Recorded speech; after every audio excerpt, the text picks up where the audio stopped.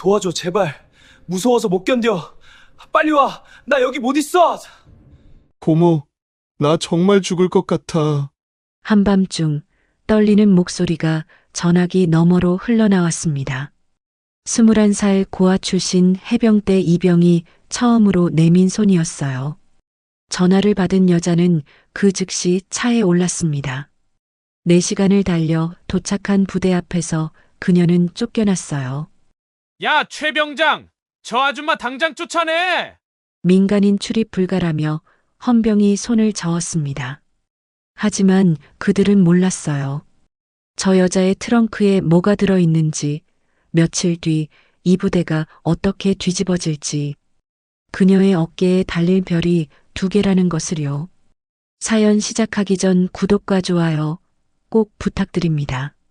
여러분은 지금 무엇을 하며 어디에서 듣고 계신지, 지역 이름이나 장소를 댓글로 남겨주시면 그곳으로 행운이 가득 깃들길 바라겠습니다. 어느 해 여름 해병대 제1사단 제7여단이 주둔한 포항의 새벽은 유난히 습했습니다. 안개가 연병장 위로 낮게 깔리고 멀리서 기상 나팔 소리가 울려 퍼지면 병사들은 일제히 침상에서 몸을 일으켰죠.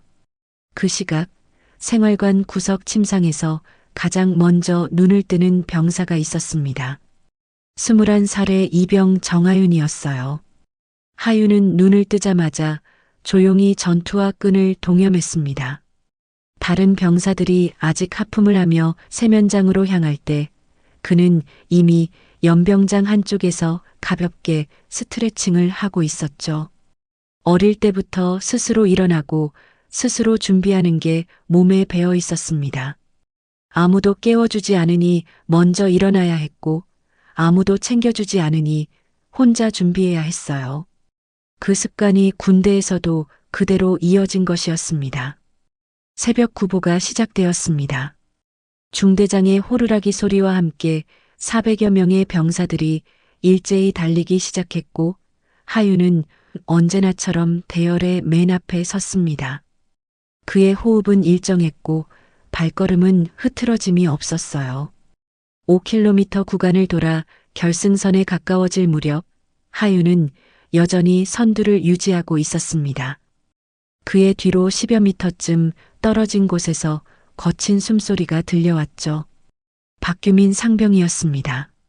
23세 규민은 입대 전부터 운동을 해왔다고 자부하는 사람이었어요. 그런데 고아 출신의 이병 하나가 매번 자신보다 앞서 달리는 것이 견딜 수 없었습니다.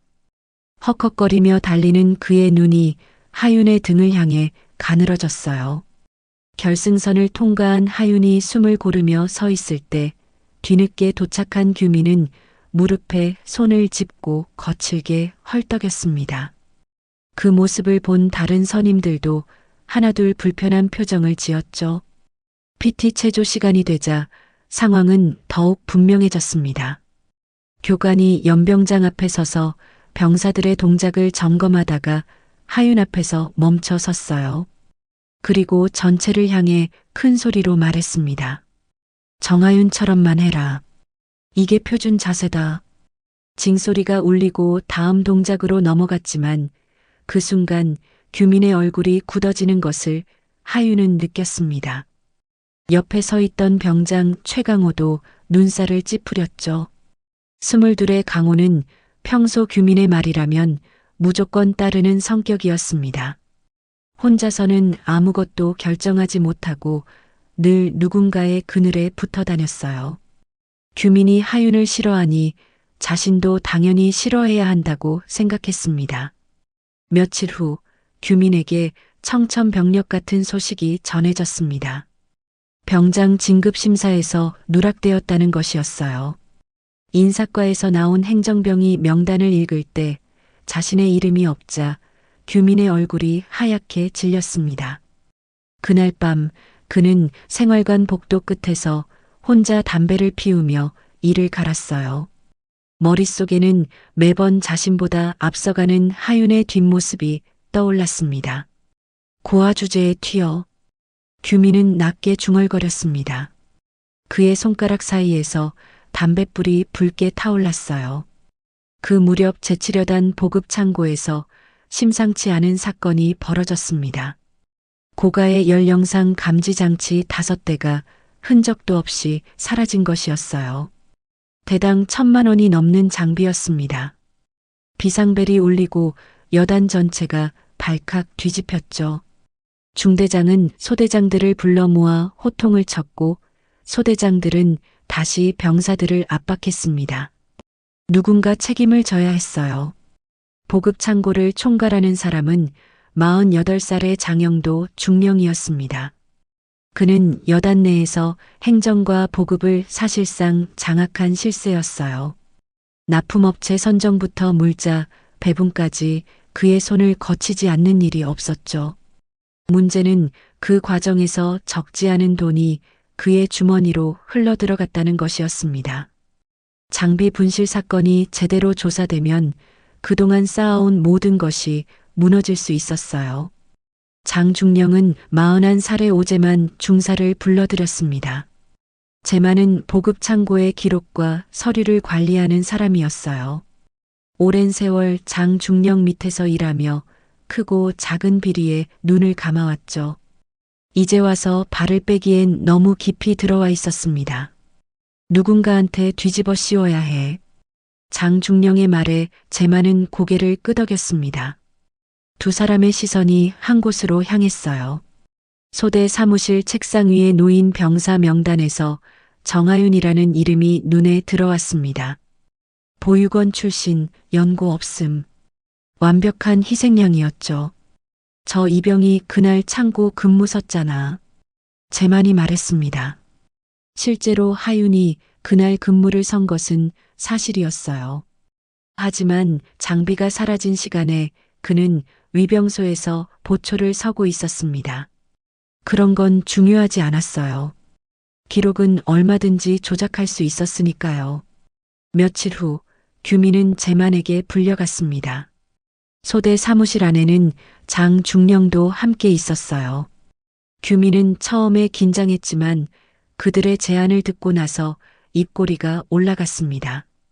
정하윤 그 새끼 좀 눌러줘. 대신 내 진급은 내가 다시 올려볼게. 장중령의 말에 규민은 즉시 대답했습니다. 맡겨주십시오. 그날 밤 제만은 컴퓨터 앞에 앉아 하윤의 근무 기록을 수정했습니다. 사라진 장비의 일련 번호 옆에 하윤의 서명을 복사해 넣었어요.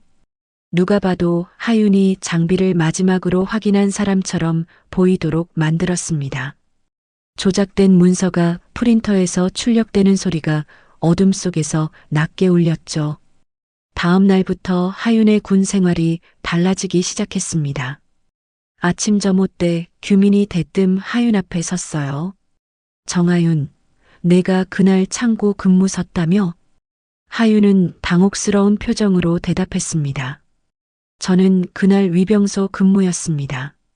기록엔 내 이름이 있던데? 뭐야, 거짓말하는 거야? 하윤의 얼굴이 창백해졌습니다.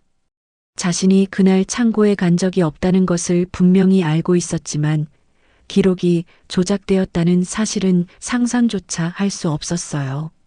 규민은 그런 하윤을 내려다보며 비웃었습니다. 고아 주제에 어디서 말대꾸야.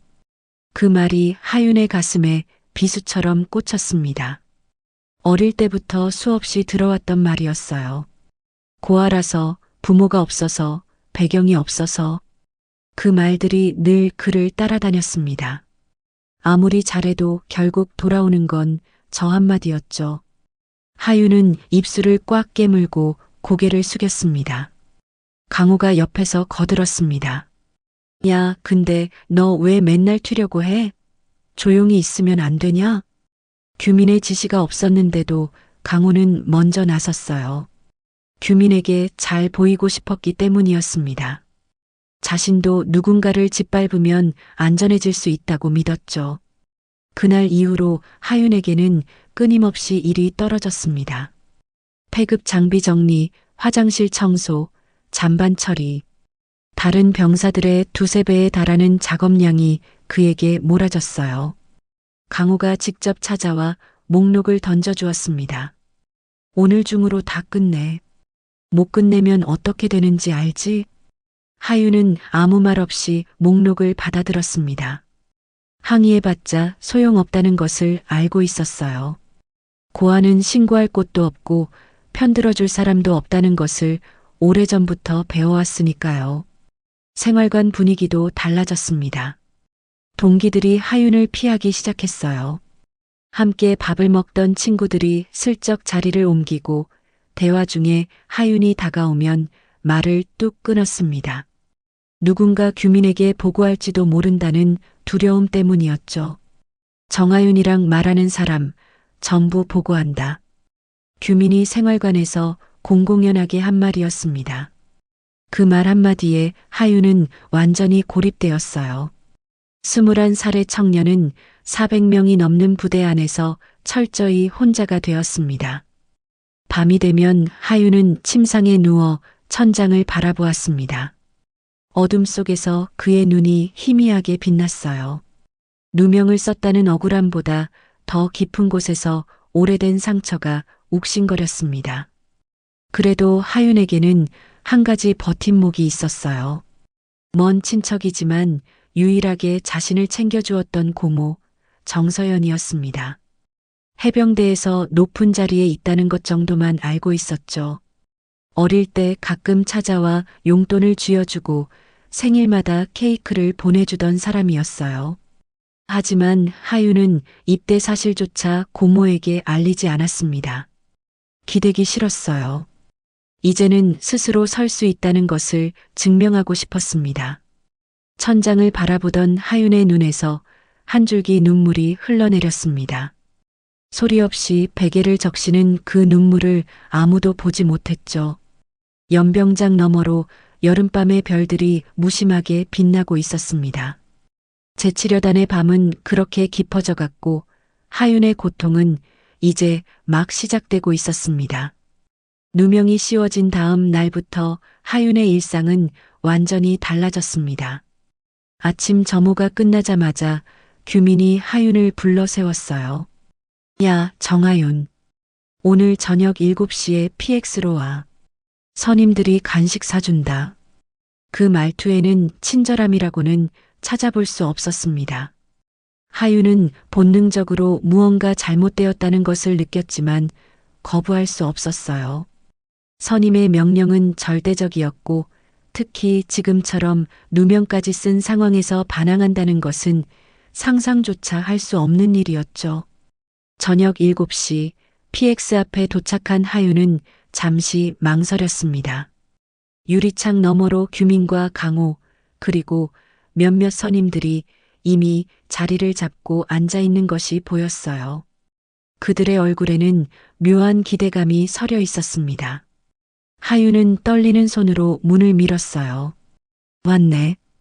규민이 의자를 발로 밀어내며 말했습니다. 하윤이 자리에 앉자마자 강호가 카운터로 가서 뭔가를 잔뜩 가져왔어요.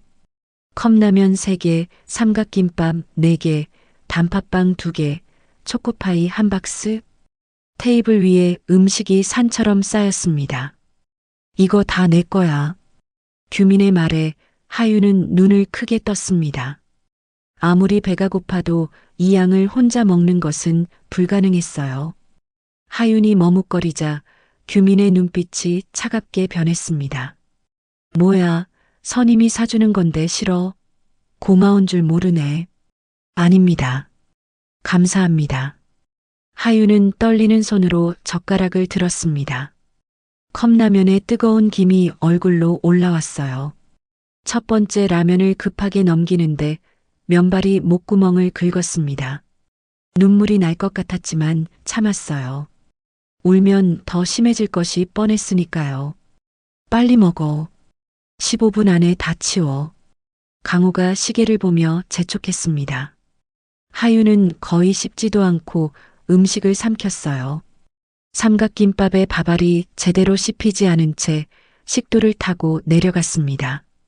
두 번째 라면을 반쯤 먹었을 때 하윤의 손이 멈췄습니다. 더 이상 들어갈 곳이 없었어요. 왜 멈춰? 규민이 테이블을 손바닥으로 탁 쳤습니다. 주변에 있던 다른 병사들이 힐끗 쳐다봤지만 곧 고개를 돌렸어요. 아무도 개입하려 하지 않았습니다. 배가 너무 불러서 불러. 너 그거 다 먹을 때까지 못 나가. 하유는 다시 젓가락을 들었습니다. 세 번째 라면의 국물을 마시는데 위에서 무언가가 역류하는 느낌이 들었어요. 하유는 급히 손으로 입을 막았습니다. 토해. 토하면 다시 먹어. 규민의 목소리는 냉혹했습니다. 하유는 눈을 질끈 감고 다시 삼켰어요. 그때 강호가 휴대폰을 꺼내 촬영을 시작했습니다.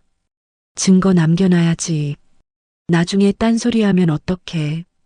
강호가 웃으며 말했습니다. 하유는 그 렌즈를 바라보았어요. 자신이 굴욕당하는 모습이 영상으로 남는다는 것, 그것이 언제든 협박의 도구로 쓰일 수 있다는 것을 알았습니다. 하지만 아무것도 할 수 없었어요. 30분이 지나서야 테이블 위의 음식이 모두 사라졌습니다. 하윤의 배는 터질 것처럼 부풀어 있었고 얼굴은 창백하게 질려 있었어요. 규민이 만족스러운 표정으로 자리에서 일어났습니다. 잘 먹었지? 내일 또 봐. 그들이 떠난 후 하윤은 화장실로 달려갔습니다. 변기 앞에 무릎을 꿇었지만 토할 수가 없었어요. 강제로 삼킨 음식들이 납덩이처럼 박혀 있었습니다. 차가운 타일 바닥에 이마를 대고 거친 숨을 몰아쉬었어요. 다음 날 아침 더 큰 시련이 기다리고 있었습니다. 군장 구보 훈련이 예정되어 있었어요. 하윤이 보급 창고에서 군장을 받아들었을 때 뭔가 이상하다는 것을 느꼈습니다. 평소보다 훨씬 무거웠어요. 20kg 정도여야 할 군장이 어깨를 짓누르는 무게가 예사롭지 않았습니다. 뭘 봐? 빨리 매. 강호가 옆에서 쏘아붙였습니다. 하윤은 아무 말 없이 군장을 메었어요. 나중에 알게 된 사실이지만 그 안에는 납덩이와 모래주머니가 들어 있었습니다. 45kg에 가까운 무게였어요. 구보가 시작되었습니다. 처음 1km까지는 어떻게든 버텼어요. 하지만 2km를 넘어서면서 하윤의 다리가 휘청거리기 시작했습니다. 어깨끈이 살을 파고들었고 등에서는 땀인지 피인지 모를 것이 흘러내렸어요. 3km 지점에서 시야가 흐려지기 시작했습니다. 어젯밤 강제로 먹은 음식들이 위에서 출렁거렸어요. 하지만 멈출 수 없었습니다. 멈추면 또 어떤 일이 벌어질지 알 수 없었으니까요. 4km 지점을 지날 때 하윤의 무릎이 꺾였습니다. 한 발을 헛디뎠고 그 순간 45kg의 무게가 그대로 몸을 짓눌렀어요. 연병장 바닥에 얼굴을 처박으며 쓰러졌습니다. 입안에 흙먼지가 들어왔어요. 일어나려 했지만 다리에 힘이 들어가지 않았습니다. 의무병이 달려오는 발소리가 들렸고 그 후로는 아무것도 기억나지 않았습니다. 의무실 침대에서 눈을 떴을 때는 이미 해가 기울어 있었습니다. 29살의 군의관 서재혁이 하윤의 얼굴을 내려다보고 있었어요. 정신 들어? 하윤은 고개를 끄덕이려 했지만 목이 뻣뻣했습니다. 재혁은 하윤의 팔을 들어 올려 살폈어요. 팔뚝 안쪽에 시퍼런 멍이 여러 개 들어 있었습니다. 옆구리에도 허벅지에도 비슷한 자국이 있었어요. 이 멍들 훈련 중에 생긴 거 아니지? 재혁의 질문에 하윤은 입술을 꽉 깨물었습니다. 대답할 수 없었어요. 대답하면 상황이 더 나빠질 것이 분명했습니다. 체중이 일주일 전보다 3kg이나 빠졌어. 위장 상태도 엉망이고. 재혁은 잠시 하윤을 바라보다가 한숨을 쉬었어요. 하윤은 고개를 돌려 창밖을 바라보았습니다. 대답 대신 침묵만이 흘렀어요. 그날 밤 하윤이 생활관으로 돌아왔을 때 더 큰 충격이 기다리고 있었습니다. 자신의 관물대 문짝에 검은 유성펜으로 커다랗게 낙서가 되어 있었어요. 도둑. 그 두 글자가 하윤의 눈에 박혔습니다. 안을 열어보니 세면도구가 바닥에 흩어져 있었고 치약은 짜서 버려져 있었어요. 칫솔모는 벌려져 있었고 속옷과 양말은 물에 적셔져 축축하게 젖어 있었습니다. 하윤은 아무 말 없이 그것들을 주워 담았습니다. 손이 떨렸지만 표정은 애써 무덤덤하게 유지했어요. 밤 11시 초소 근무 교대 시간이었습니다. 근무를 시작한 지 1시간쯤 지났을 때 발소리가 들렸어요. 규민과 강호가 어둠 속에서 나타났습니다. 야, 정하윤. 잠깐 나와. 규민의 목소리는 낮고 차가웠습니다. 하윤은 초소 밖으로 나갔어요. 순간 강호의 주먹이 날아왔습니다. 복부에 정통으로 맞았어요. 숨이 턱 막혔습니다. 무릎을 꿇자 이번에는 규민의 발이 날아왔어요. 고아라 신고해도 믿어줄 사람 없지? 규민이 하윤의 머리채를 잡아 올렸습니다. 어둠 속에서 그의 눈이 차갑게 빛났어요. 내가 아무리 발버둥 쳐도 소용없어. 알지?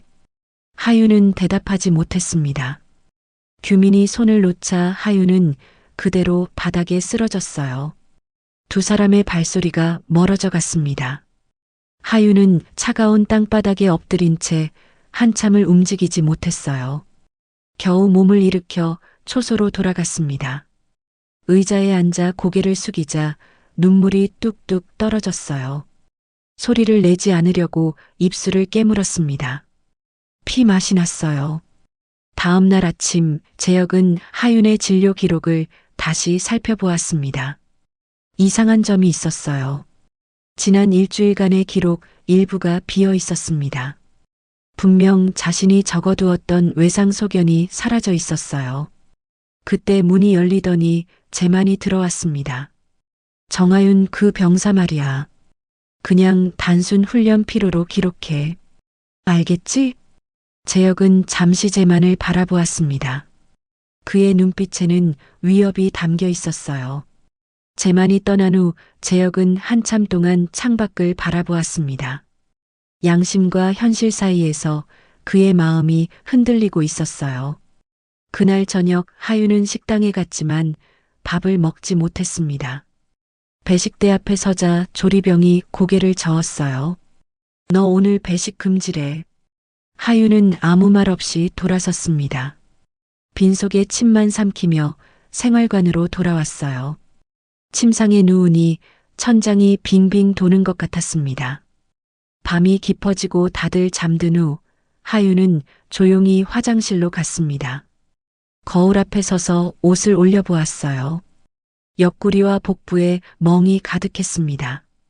거울 속의 얼굴은 불과 2달 전과 완전히 달랐어요. 눈 밑에는 다크서클이 짙게 내려앉았고 광대뼈가 불쑥 튀어나와 있었습니다. 하윤은 거울에서 눈을 떼고 돌아섰어요. 침상으로 가서 이불을 뒤집어 썼습니다. 어둠 속에서 눈만 말똥말똥 뜨고 있었어요. 몸은 점점 망가져가고 있었고 마음은 그보다 더 빠르게 무너지고 있었습니다. 가혹행위가 시작된 지 일주일이 지났습니다. 하윤의 몸에는 새로운 멍이 생기기도 전에 또 다른 멍이 더 씹혀졌어요. 하지만 육체적인 고통보다 더 견디기 힘든 것이 있었습니다. 바로 사람들의 시선이었죠. 아침 점호 시간 병사들이 연병장에 줄을 맞춰 섰습니다. 하윤이 자신의 자리로 가려고 하자 양옆에 서 있던 동기들이 슬쩍 한 발씩 옆으로 물러났어요. 마치 전염병 환자를 피하듯 자연스럽게 그러나 분명하게 거리를 두었습니다. 하윤은 그 빈 공간에 혼자 서서 점호를 받았어요. 점호가 끝나고 식당으로 향할 때도 마찬가지였습니다. 하윤이 줄을 서면 앞사람이 뒤를 힐끗 보더니 다른 줄로 옮겨갔어요. 뒷사람도 어느새 사라져 있었습니다. 결국 하윤은 줄의 맨 끝에 혼자 서게 되었죠. 배식을 받아 자리를 찾을 때 하윤은 평소처럼 동기들이 앉아 있는 테이블로 향했습니다. 그런데 빈자리에 다가가려는 순간 누군가 재빨리 가방을 올려놓았어요. 다른 자리로 가니 이번엔 식판을 옆으로 밀어 자리를 막았습니다. 하윤은 잠시 멈춰 섰어요. 테이블 위에 밥그릇들이, 고개를 숙인 동기들의 뒤통수가, 그리고 그 침묵이 하윤에게 분명하게 말하고 있었습니다. 너는 여기 앉으면 안 돼. 하윤은 결국 식당 구석 끝자리에 앉았습니다. 400명이 넘는 사람들 사이에서 철저하게 혼자라는 느낌은 묘한 것이었어요. 주변의 웃음소리, 젓가락 부딪히는 소리가 오히려 그 고독을 더 선명하게 만들었습니다. 밥을 먹는 둥 마는 둥 식판을 반납하고 나오는데 뒤에서 누군가 속삭이는 소리가 들렸습니다. 저렇게 찍히면 군 생활 끝이야. 엮이지 마. 하윤은 걸음을 멈추지 않았어요. 뒤를 돌아보지도 않았습니다. 고개를 숙인 채 식당을 빠져나왔죠. 생활관으로 돌아온 하윤은 자신의 침상 앞에서 멈췄습니다. 무언가 이상했어요. 분명 아침에 정리해두고 나갔는데 모포가 아예 다른 위치로 옮겨져 있었습니다. 원래 하윤의 자리는 난방기 근처였어요. 겨울에는 따뜻하고 여름에도 환기가 잘 되는 좋은 위치였죠. 그런데 지금 그 자리에는 다른 병사의 짐이 놓여 있었고 하윤의 모포와 관물은 생활관 가장 구석, 화장실 바로 옆으로 옮겨져 있었습니다. 정하윤. 자리 바꿨어. 선임 지시야. 옆 침상의 동기 하나가 눈도 마주치지 않은 채 말했습니다. 하윤은 대답하지 않았어요. 화장실 옆자리는 밤새 물 내리는 소리가 들리고 여름에는 냄새가 올라오는 최악의 위치였습니다. 하지만 하윤은 아무 말 없이 자신의 짐을 그곳으로 옮겼어요. 오후 훈련 시간 운동장에서 체력 단련이 진행되었습니다. 짝을 지어 스트레칭을 하는 시간이었는데 아무도 하윤과 짝이 되려 하지 않았어요. 교관이 짝이 없는 하윤을 발견하고 눈살을 찌푸렸습니다. 야, 정하윤. 왜 혼자야? 짝이 없습니다. 없어? 저기 한 명 남았잖아. 윤태호, 너 정하윤이랑 해. 21살의 이병 윤태호가 머뭇거렸습니다. 태호는 하윤과 같은 날 입대한 동기였어요. 훈련소 시절에는 가끔 이야기도 나누던 사이였죠. 태호가 천천히 하윤 쪽으로 걸어왔습니다. 그런데 그때 저쪽에서 규민의 날카로운 눈빛이 날아왔어요. 태호의 발걸음이 멈췄습니다. 그는 규민을 힐끗 보더니 얼굴이 창백해졌어요. 손을 뻗어 하윤에게 물병이라도 건네주려는 듯 주머니를 더듬었지만 결국 손을 걷어들였습니다. 그리고 고개를 숙인 채 방향을 틀어버렸어요. 저 화장실 다녀오겠습니다. 태호가 종종 걸음으로 사라졌습니다. 하윤은 그 뒷모습을 바라보았어요. 태호를 원망할 수는 없었습니다. 저 친구도 무서운 거겠죠. 자신과 엮이면 다음 표적이 될 테니까요. 결국 교관이 한숨을 쉬며 하윤에게 벽을 짚고 혼자 스트레칭하라고 지시했습니다. 하윤은 담벼락에 손을 짚고 동작을 시작했어요. 등 뒤로 동기들의 낮은 웃음소리가 스쳐 지나갔습니다.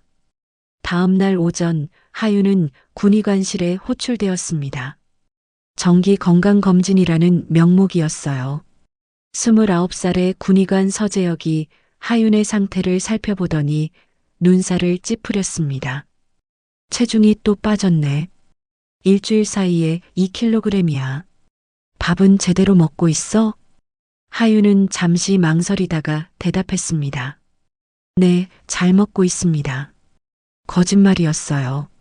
배식을 제대로 받지 못한 날이 며칠이나 되었습니다. 하지만 사실대로 말할 수 없었죠. 재혁은 하윤의 눈을 가만히 들여다보았습니다. 무언가 더 묻고 싶은 것 같았지만 입을 열지 않았어요. 대신 진료 카드에 뭔가를 적기 시작했습니다. 여기 서명해. 하윤이 서명을 하려고 카드를 받아들었을 때 문득 이상한 점을 발견했습니다. 지난주 자신이 실신해서 실려왔을 때의 기록이 보이지 않았어요. 분명 그때 재혁이 여러 가지를 검사하고 적어두었던 것 같은데 해당 날짜의 기록이 아예 빠져 있었습니다. 저 군의관님, 지난번 기록은요? 재혁의 표정이 순간 굳어졌습니다. 그의 손가락이 펜을 쥔 채 미세하게 떨렸어요. 잠시 창밖을 바라보다가 낮은 목소리로 말했습니다. 그건 행정처리상 빠진 거야. 신경 쓰지 마. 하윤은 더 묻지 않았습니다. 하지만 재혁의 눈빛에서 뭔가를 읽었어요. 이 부대 안에서 무언가가 조직적으로 움직이고 있다는 느낌이 들었습니다. 군의관실을 나서는데 뒤에서 재혁의 목소리가 들렸어요. 정하윤. 하윤이 뒤를 돌아보았습니다.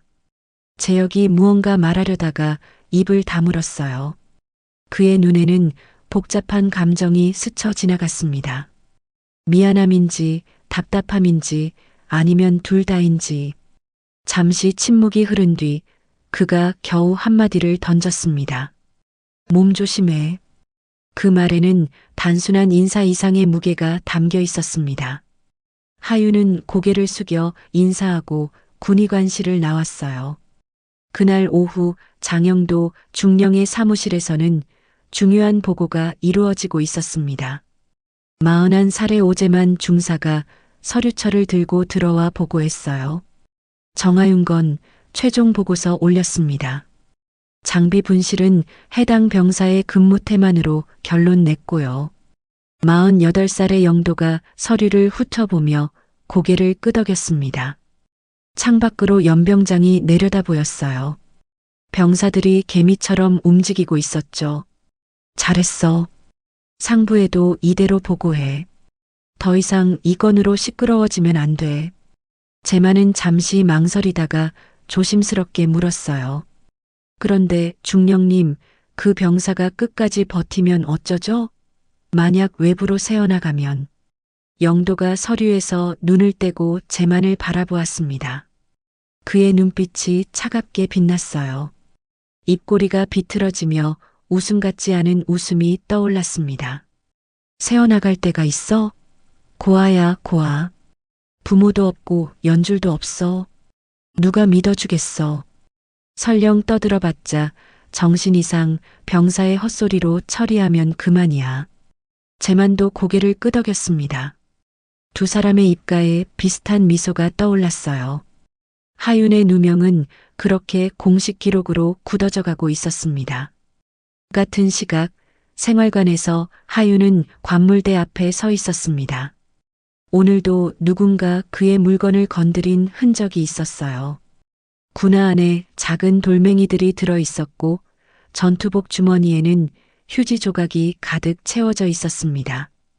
하윤은 군화에서 돌멩이를 꺼내고 주머니에서 휴지를 털어냈어요. 사소한 장난 같지만 매일 반복되면 그것도 하나의 폭력이 됩니다.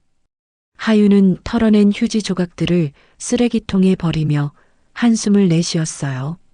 화가 나기보다는 그냥 지쳤습니다. 저녁 점호를 마치고 생활관에서 자유시간이 주어졌습니다.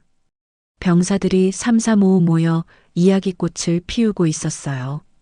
누군가는 휴대폰으로 가족과 통화를 했고 누군가는 카드놀이를 했습니다. 웃음소리가 여기저기서 터져나왔죠. 하윤은 자신의 침상 구석에 앉아 그 모습을 바라보았어요. 문득 편지라도 써볼까 하는 생각이 들었습니다. 관물대에서 편지지와 펜을 꺼냈어요. 그런데 펜을 든 손이 움직이지 않았습니다. 잘 지내고 있어요? 아니, 잘 지내지 못하고 있었죠. 보육원 선생님에게. 그분은 지금쯤 다른 아이들 돌보느라 바쁘실 거예요. 고모에게. 입대 사실도 알리지 않았는데 갑자기 무슨 말을 하겠어요. 하윤은 한참을 빈 종이를 바라보다가 결국 펜을 내려놓았습니다. 편지지를 접어서 베개 밑에 넣었어요.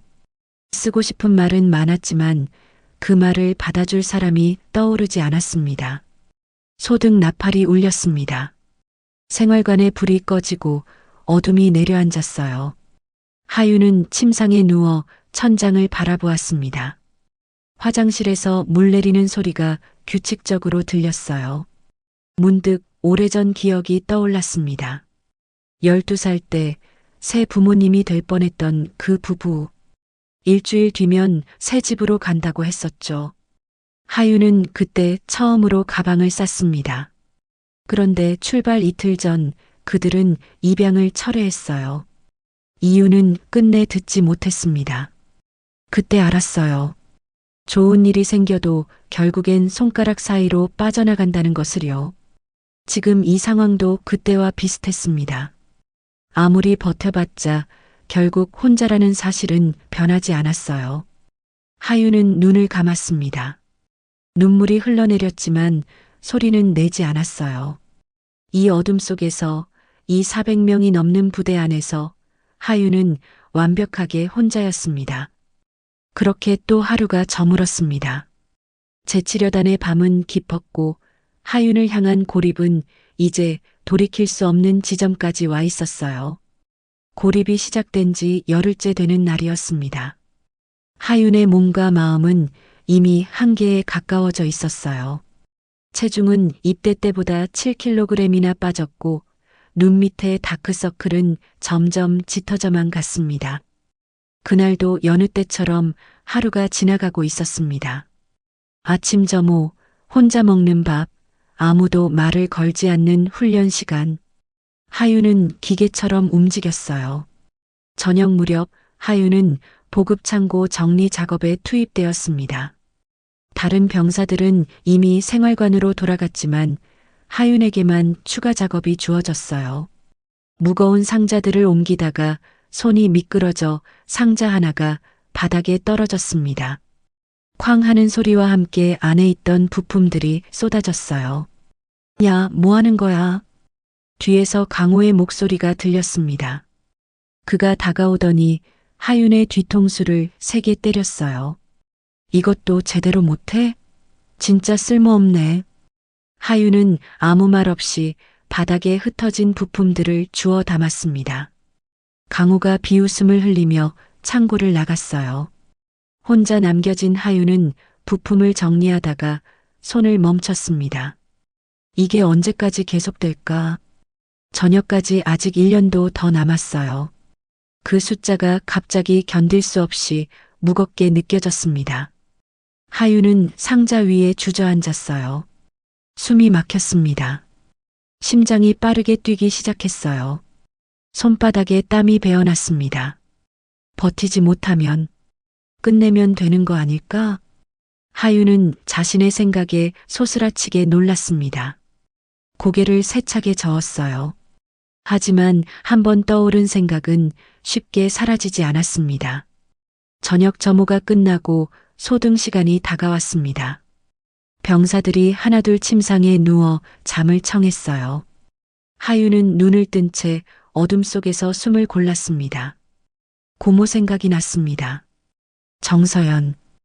해병대 어딘가에서 높은 자리에 있다던 그 사람. 하윤은 고모에게 기대는 것이 두려웠어요. 하지만 지금은 달랐습니다. 이대로 가다간 정말 무슨 일이 생길 것 같았어요. 하윤은 조용히 몸을 일으켰습니다. 심장이 귀까지 울렸어요.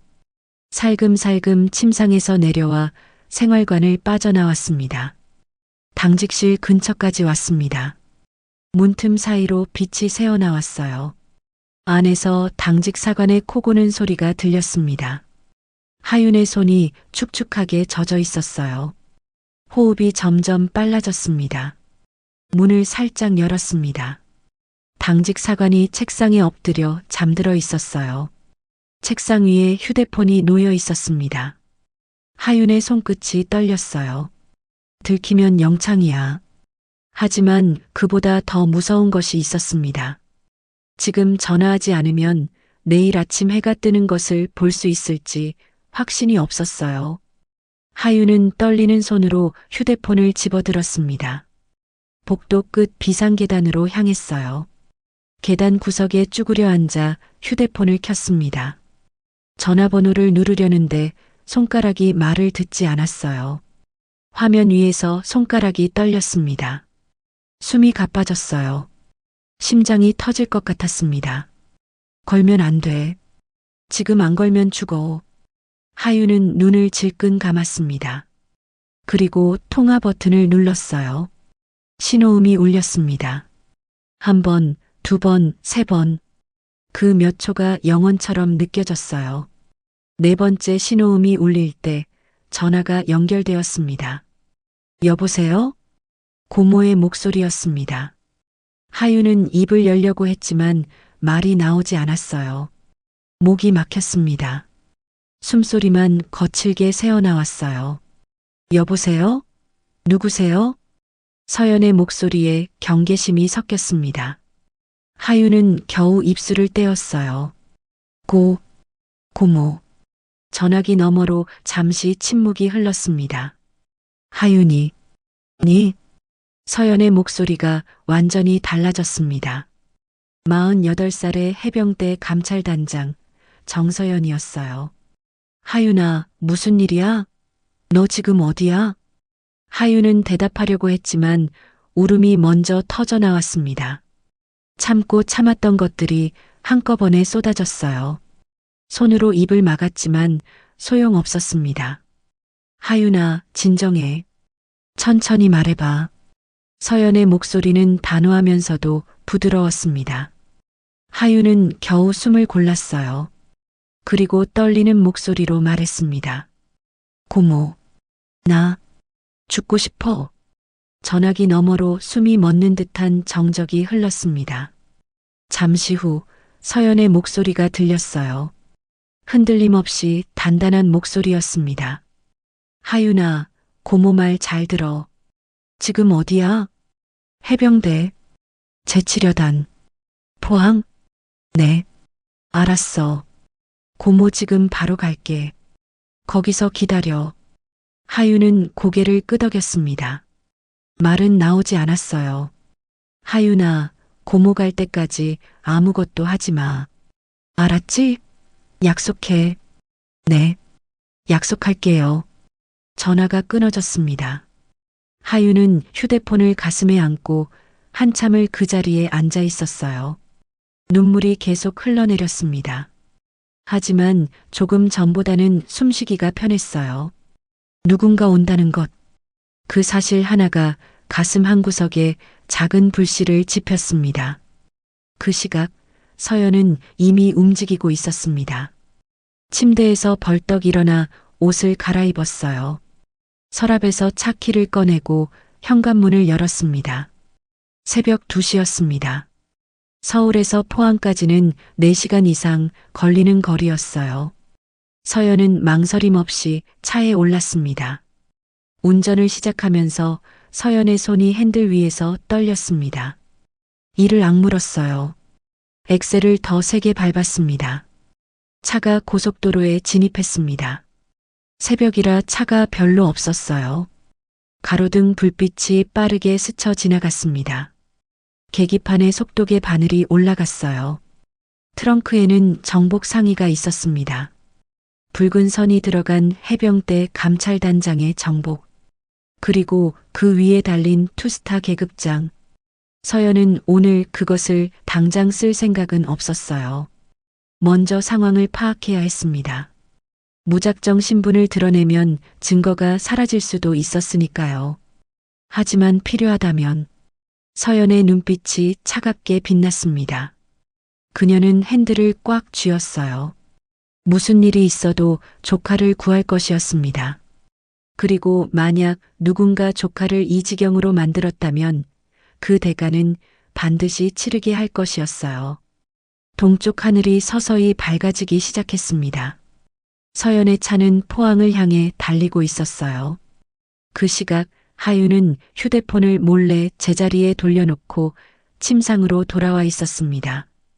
잠은 오지 않았지만 눈을 감고 누워 있었어요. 가슴이 아직도 두근거렸습니다. 고모가 온다. 그 말 한마디가 희망이 되어 가슴에 남아 있었어요. 하유는 그 희망을 꼭 붙잡았습니다. 기상 나팔이 울렸습니다. 새로운 하루가 시작되었어요. 하유는 천천히 눈을 떴습니다. 오늘 하루만 버티면 됐어요.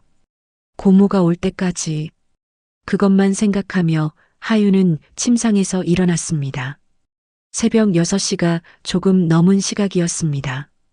서연의 차가 제치려단 정문 앞에 도착했어요.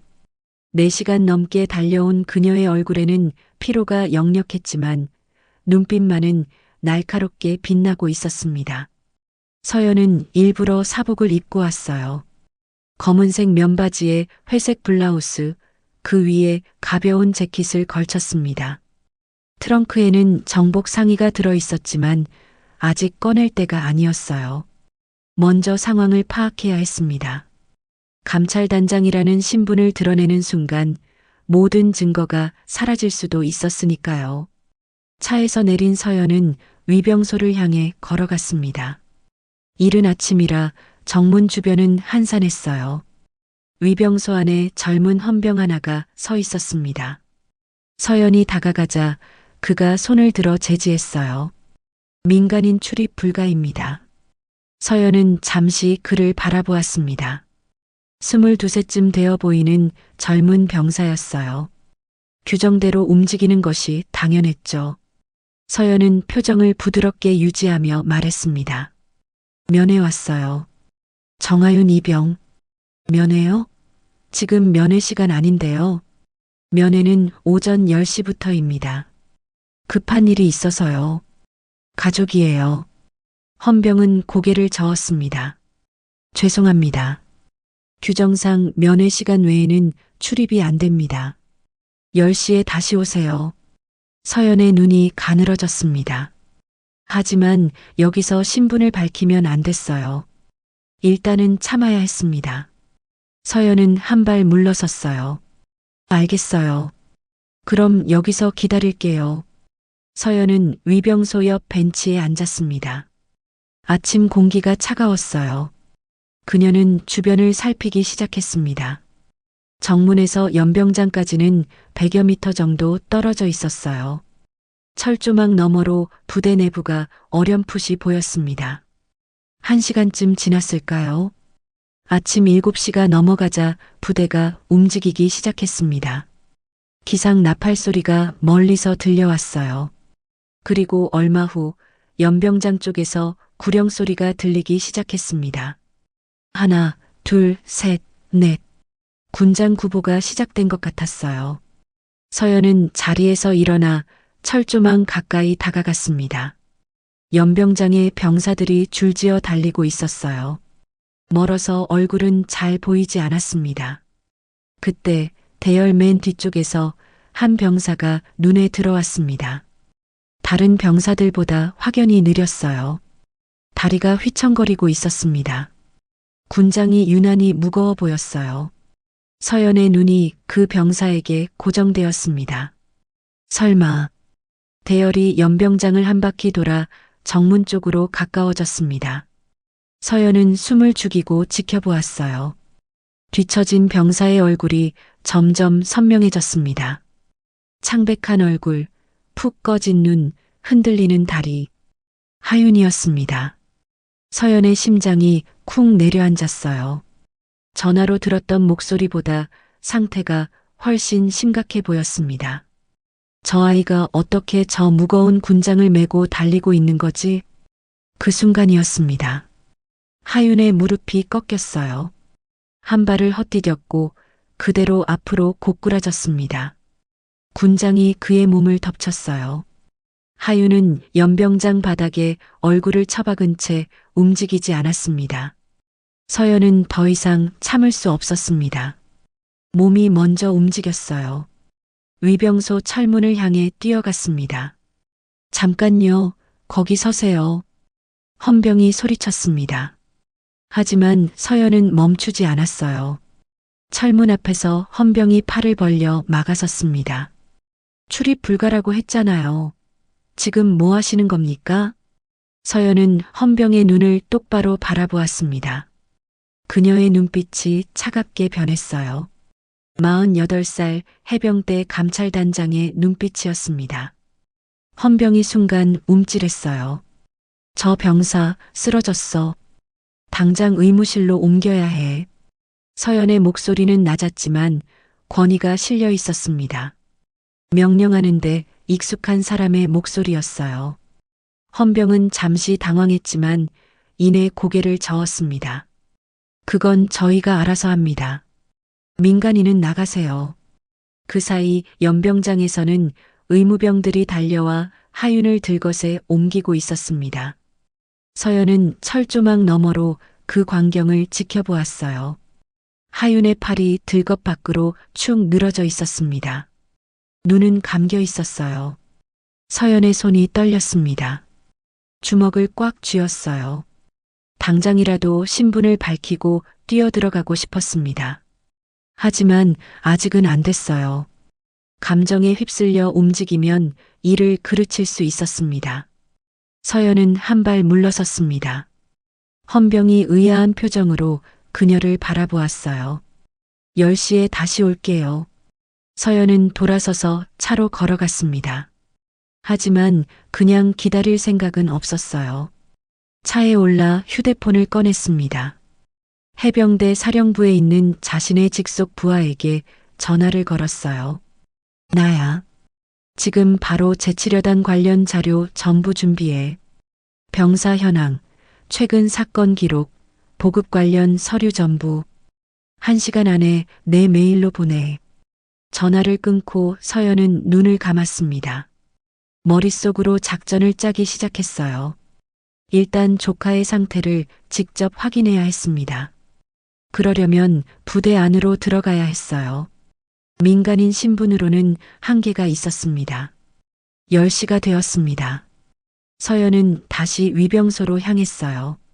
이번에는 다른 헌병이 서 있었습니다.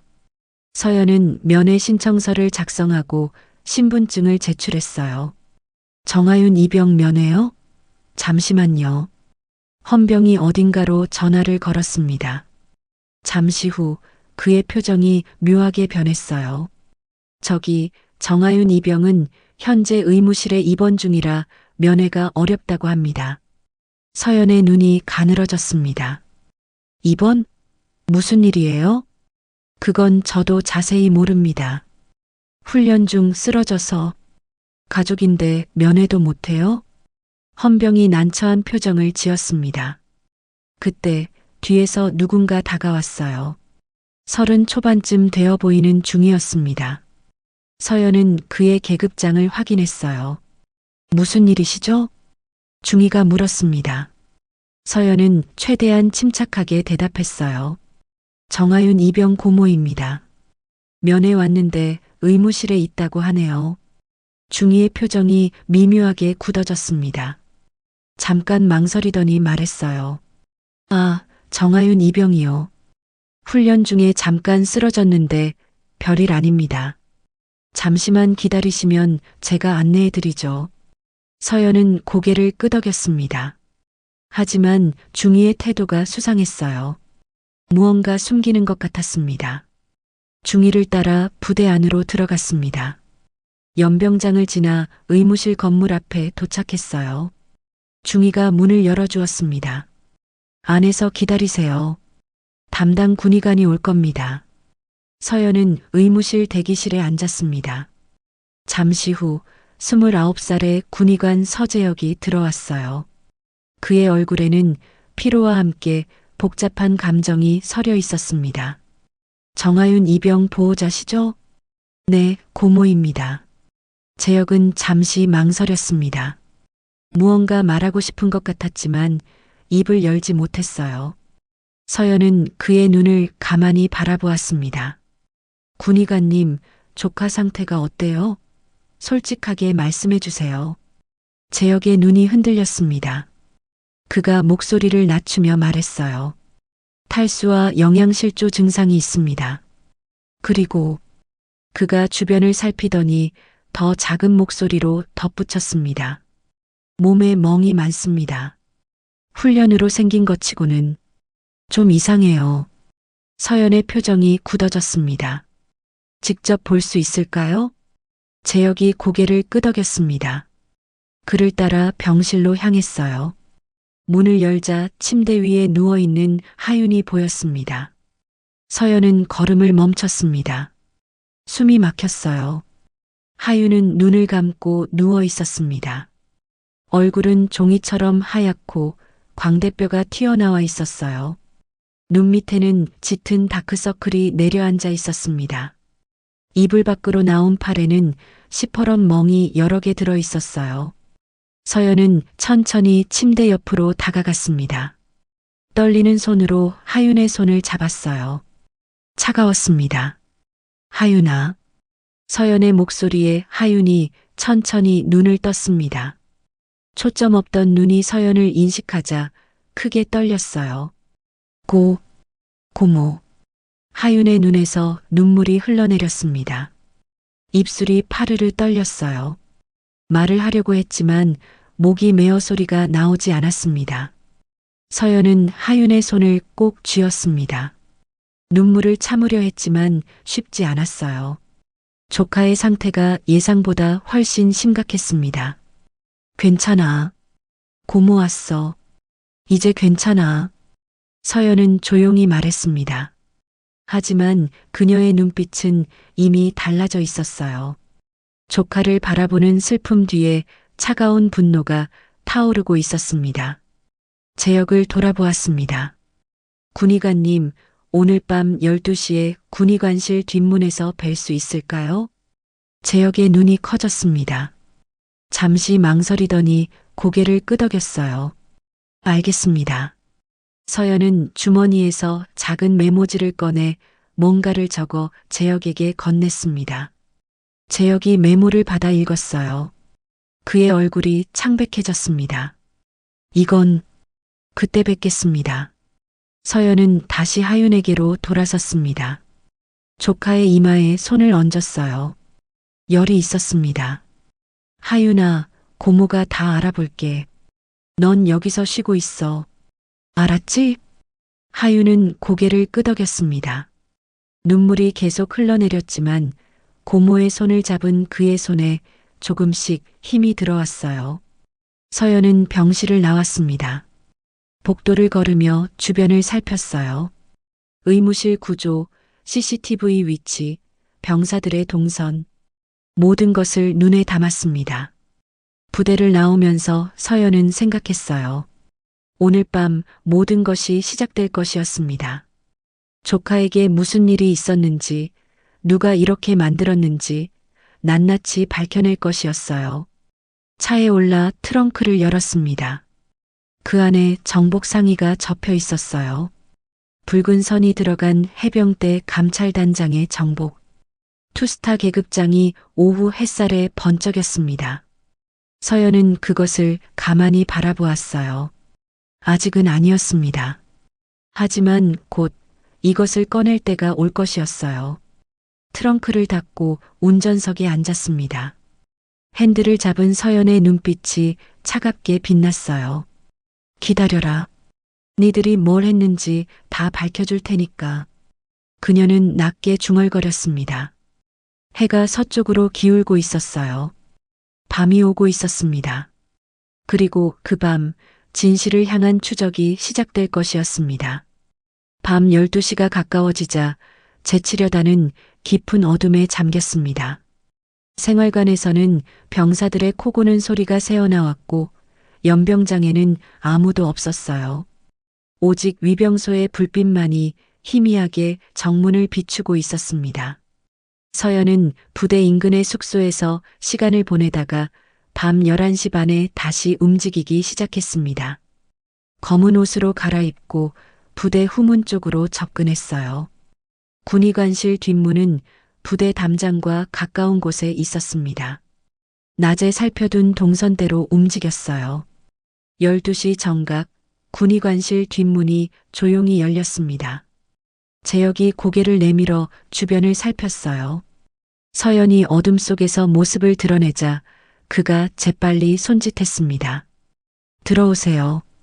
빨리. 서연은 소리 없이 안으로 들어갔습니다. 군의관실 내부는 희미한 탁상 스탠드 불빛만 켜져 있었어요.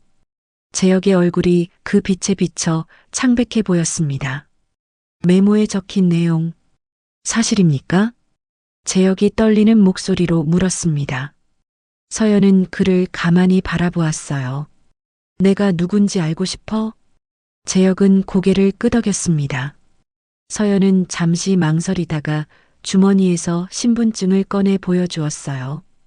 재혁의 눈이 커졌습니다. 해병대, 감찰단장, 정하윤 이병은 내 조카야. 그리고 나는 이 부대에서 무슨 일이 벌어졌는지 알아내러 왔어. 재혁의 얼굴이 더욱 창백해졌습니다. 그의 손이 미세하게 떨렸어요. 잠시 침묵이 흐른 뒤 그가 입을 열었습니다. 저도 알고 싶었습니다. 아니, 알고 있었는데 모른 척 했습니다.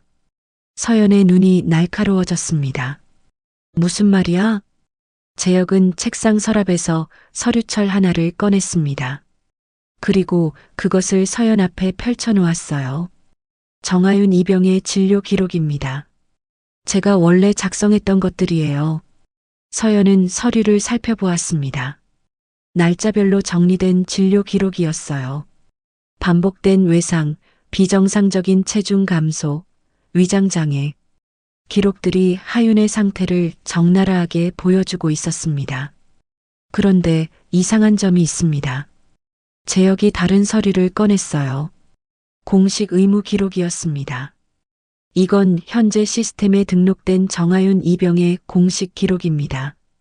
비교해 보세요. 서연은 두 서류를 나란히 놓고 비교했습니다. 눈이 가늘어졌어요. 분명한 차이가 있었습니다. 그녀가 작성한 원본에는 있던 외상 기록들이 공식 기록에서는 통째로 빠져 있었어요. 대신 단순 훈련 피로, 일시적 컨디션 저하 같은 내용으로 대체되어 있었습니다. 누가 조작했어? 서연의 목소리가 차갑게 가라앉았습니다. 재혁은 잠시 망설이다가 대답했어요. 오재만 중사입니다. 보급창고 기록 담당인데 의무 기록 시스템에도 접근 권한이 있어요. 며칠 전에 저한테 직접 와서 기록을 바꾸라고 했습니다. 직접 협박한 거야? 재혁은 고개를 끄덕였습니다. 그의 눈에 괴로움이 서려 있었어요. 단순 훈련 피로로 기록하라고 했습니다. 거부하면 어떻게 될지 알지? 라고. 저는 겁이 났습니다.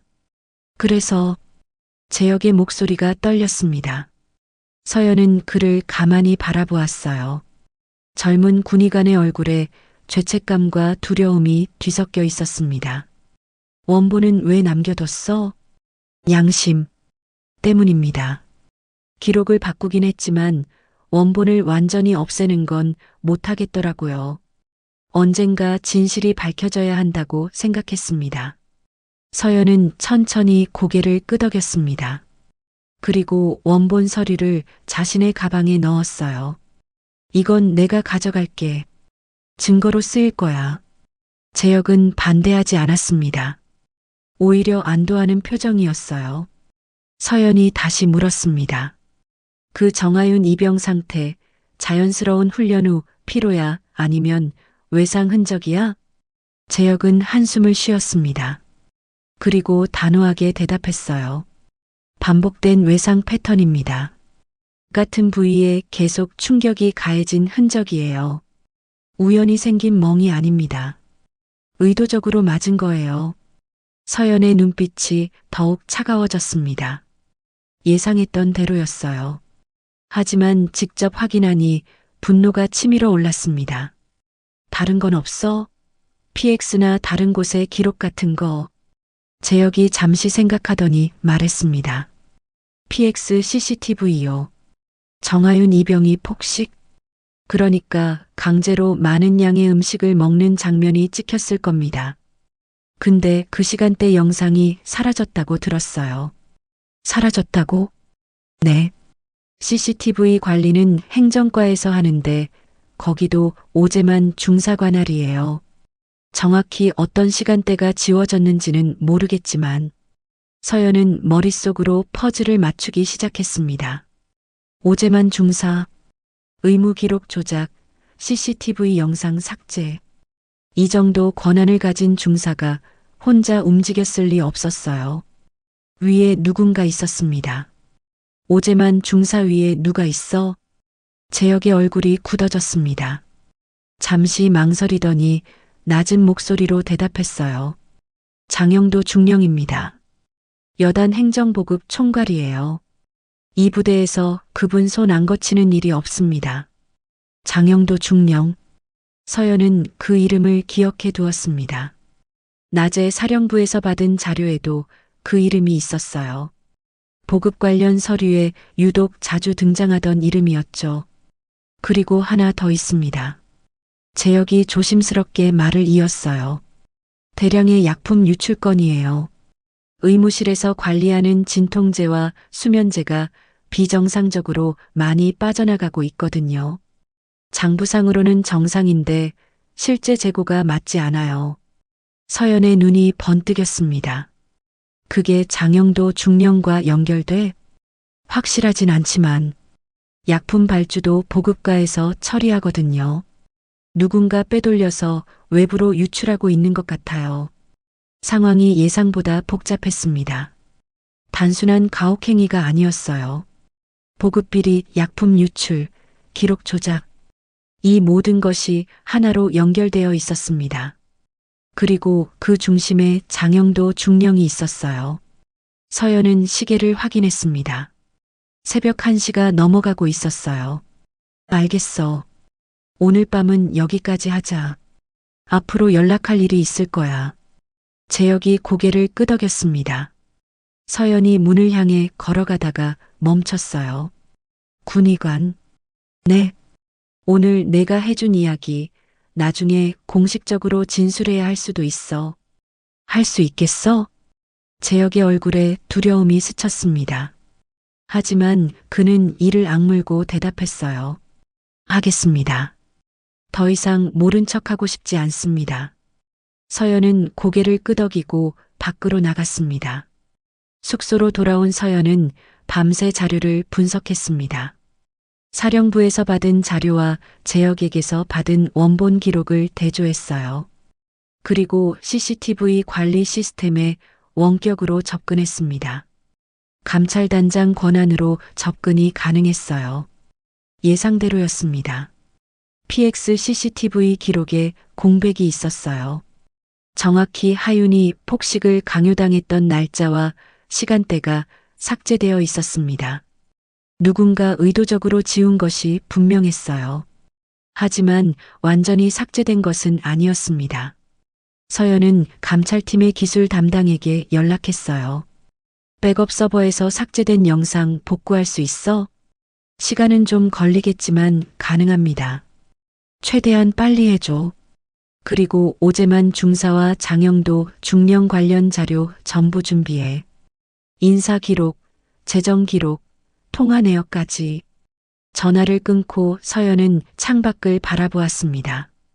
동이 트기 시작하고 있었어요. 새벽 하늘이 서서히 밝아지고 있었습니다. 퍼즐 조각들이 맞춰지고 있었어요. 하윤에게 누명을 씌우고 가혹행위를 한 것은 단순한 병사들의 악행이 아니었습니다. 그 뒤에는 보급 비리를 숨기려는 조직적인 움직임이 있었어요. 하윤은 그들에게 완벽한 희생양이었던 것이죠.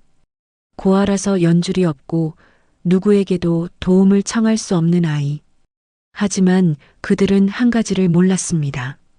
하윤에게 고모가 있다는 것. 그리고 그 고모가 해병대 감찰단장이라는 것을요. 서연은 주먹을 꽉 쥐었습니다. 다 밝혀줄게. 니들이 뭘 했는지. 그녀는 낮게 중얼거렸습니다. 이제 본격적인 추적이 시작될 것이었어요. 증거를 모으고 카르텔의 정체를 밝히고 그들을 하나하나 무너뜨릴 것이었습니다. 아침 해가 떠올랐습니다. 새로운 하루가 시작되었어요. 하지만 이 부대의 어둠은 이제 막 드러나기 시작한 것이었습니다. 사흘이 지났습니다. 서연은 부대 인근 숙소에 머물며 증거 수집을 계속했어요. 감찰팀의 기술 담당이 삭제된 CCTV 영상을 복구하는데 성공했고 오재만 중사와 장영도 중령의 재정 기록도 입수했습니다. 복구된 영상은 충격적이었어요. PX 내부가 찍힌 화면에서 하윤이 테이블 한가운데 앉아 있었습니다. 그 앞에는 라면, 삼각김밥, 빵이 산처럼 쌓여 있었어요. 규민과 강호가 양옆에서 하윤을 감시하고 있었습니다. 하윤은 눈물을 흘리며 음식을 삼켰어요. 토하려 하면 다시 먹으라는 손짓이 날아왔습니다. 화면 오른쪽에서 강호가 휴대폰을 들고 그 장면을 촬영하며 웃고 있었어요. 서연은 영상을 보며 이를 악물었습니다. 손이 떨렸어요. 분노가 치밀어 올랐지만 감정을 억눌렀습니다. 지금은 냉정해야 했어요. 그날 오후 감찰팀 요원 하나가 은밀히 포항으로 내려왔습니다. 서연은 그와 숙소에서 만나 다음 단계를 논의했어요. 장영도 중령 감시 결과 나왔습니다. 요원이 태블릿을 내밀었습니다. 화면에 사진 하나가 떴어요. 서연이 확대하자 고급 승용차 옆에 두 남자가 서 있었습니다. 이 사진 보이십니까? 왼쪽이 장영도 중령이고 오른쪽이 납품업체 대표입니다. 요원이 화면을 스와이프했습니다. 다음 사진에서는 두 사람이 봉투를 주고받고 있었어요. 이 봉투 안에 뭐가 들었는지는 아직 확인 못했지만 현금이거나 상품권일 가능성이 높습니다. 서연은 고개를 끄덕이며 다음 사진으로 넘겼습니다. 이번에는 PX 건물 앞에서 찍힌 사진이었어요. 여기 이 남자가 PX 운영자입니다. 장중령의 처남이에요. 요원이 또 다른 사진을 열었습니다. PX 창고 안에서 찍힌 것이었어요. 유통기한이 지운 흔적이 있는 식품 박스들이 쌓여 있었습니다. 유통기한 조작 식품입니다. 그리고 저 구석에 보이는 상자들, 불법 주류예요. 면세 경로로 들여온 것 같습니다. 퍼즐이 맞춰지고 있었습니다. 서연이 물었어요. 도난 장비권은? 요원이 태블릿에서 다른 파일을 열었습니다. 거래 내역서 같은 것이었어요. 사라진 열영상 감지 장치 5대, 외부 군납업체로 흘러간 정황을 잡았습니다. 중간에 오재만 중사의 개인 계좌로 돈이 입금된 흔적도 있고요. 서연의 눈이 차갑게 빛났습니다. 하윤에게 씌운 누명은 처음부터 카르텔의 비리를 덮기 위한 것이었어요. 장비를 빼돌린 건 그들이었고 책임을 떠넘길 희생양이 필요했던 거죠. 그때 휴대폰이 울렸습니다. 재혁이었어요. 누군가 찾아왔습니다.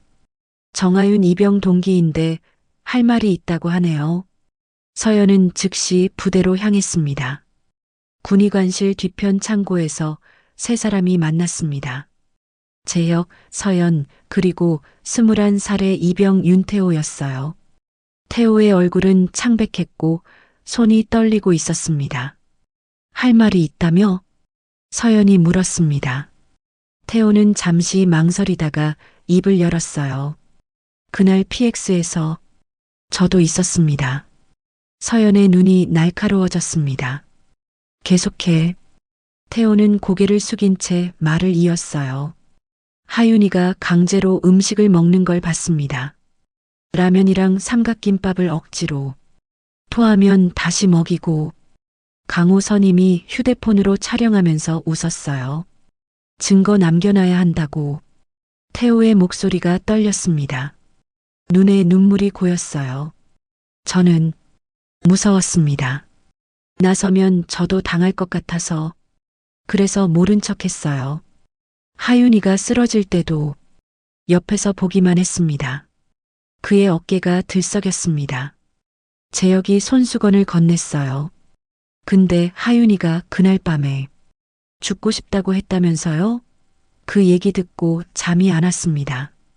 제가 그때 도와줬으면 이렇게까지 안 됐을 텐데. 서연은 가만히 태호를 바라보았습니다. 젊은 병사의 얼굴에 죄책감이 가득했어요. 지금이라도 말해줘서 고마워. 서연이 말했습니다. 태호가 고개를 들었어요. 저 진술하겠습니다. 제가 본 것 다 말할게요. 무서워도 이제는 더 이상 모른 척 못하겠습니다. 서연은 고개를 끄덕였습니다. 증인이 한 명 더 확보된 것이었어요. 그날 저녁 서연은 의무실로 하윤을 찾아갔습니다. 하윤의 상태는 사흘 전보다 나아져 있었어요. 얼굴에 약간의 생기가 돌았고 몸도 조금씩 회복되고 있었습니다. 고모. 하윤이 서연을 보자 눈이 밝아졌습니다. 서연은 침대 옆에 앉았어요. 하윤아, 좀 어때? 많이 나아졌어요. 고모가 와서 그것만으로도 힘이 났어요. 서연은 조카의 손을 잡았습니다. 아직도 가늘고 약했지만 처음 봤을 때보다는 온기가 느껴졌어요. 하윤아, 고모가 물어볼 게 있어.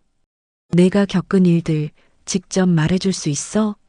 하윤은 잠시 침묵했습니다. 손이 미세하게 떨렸어요. 서연은 재촉하지 않고 기다렸습니다. 잠시 후 하윤이 천천히 입을 열었습니다. 처음엔 그냥 싫어하는 것 같았어요. 제가 구보나 PT에서 잘하니까 선임들이 안 좋게 보더라고요.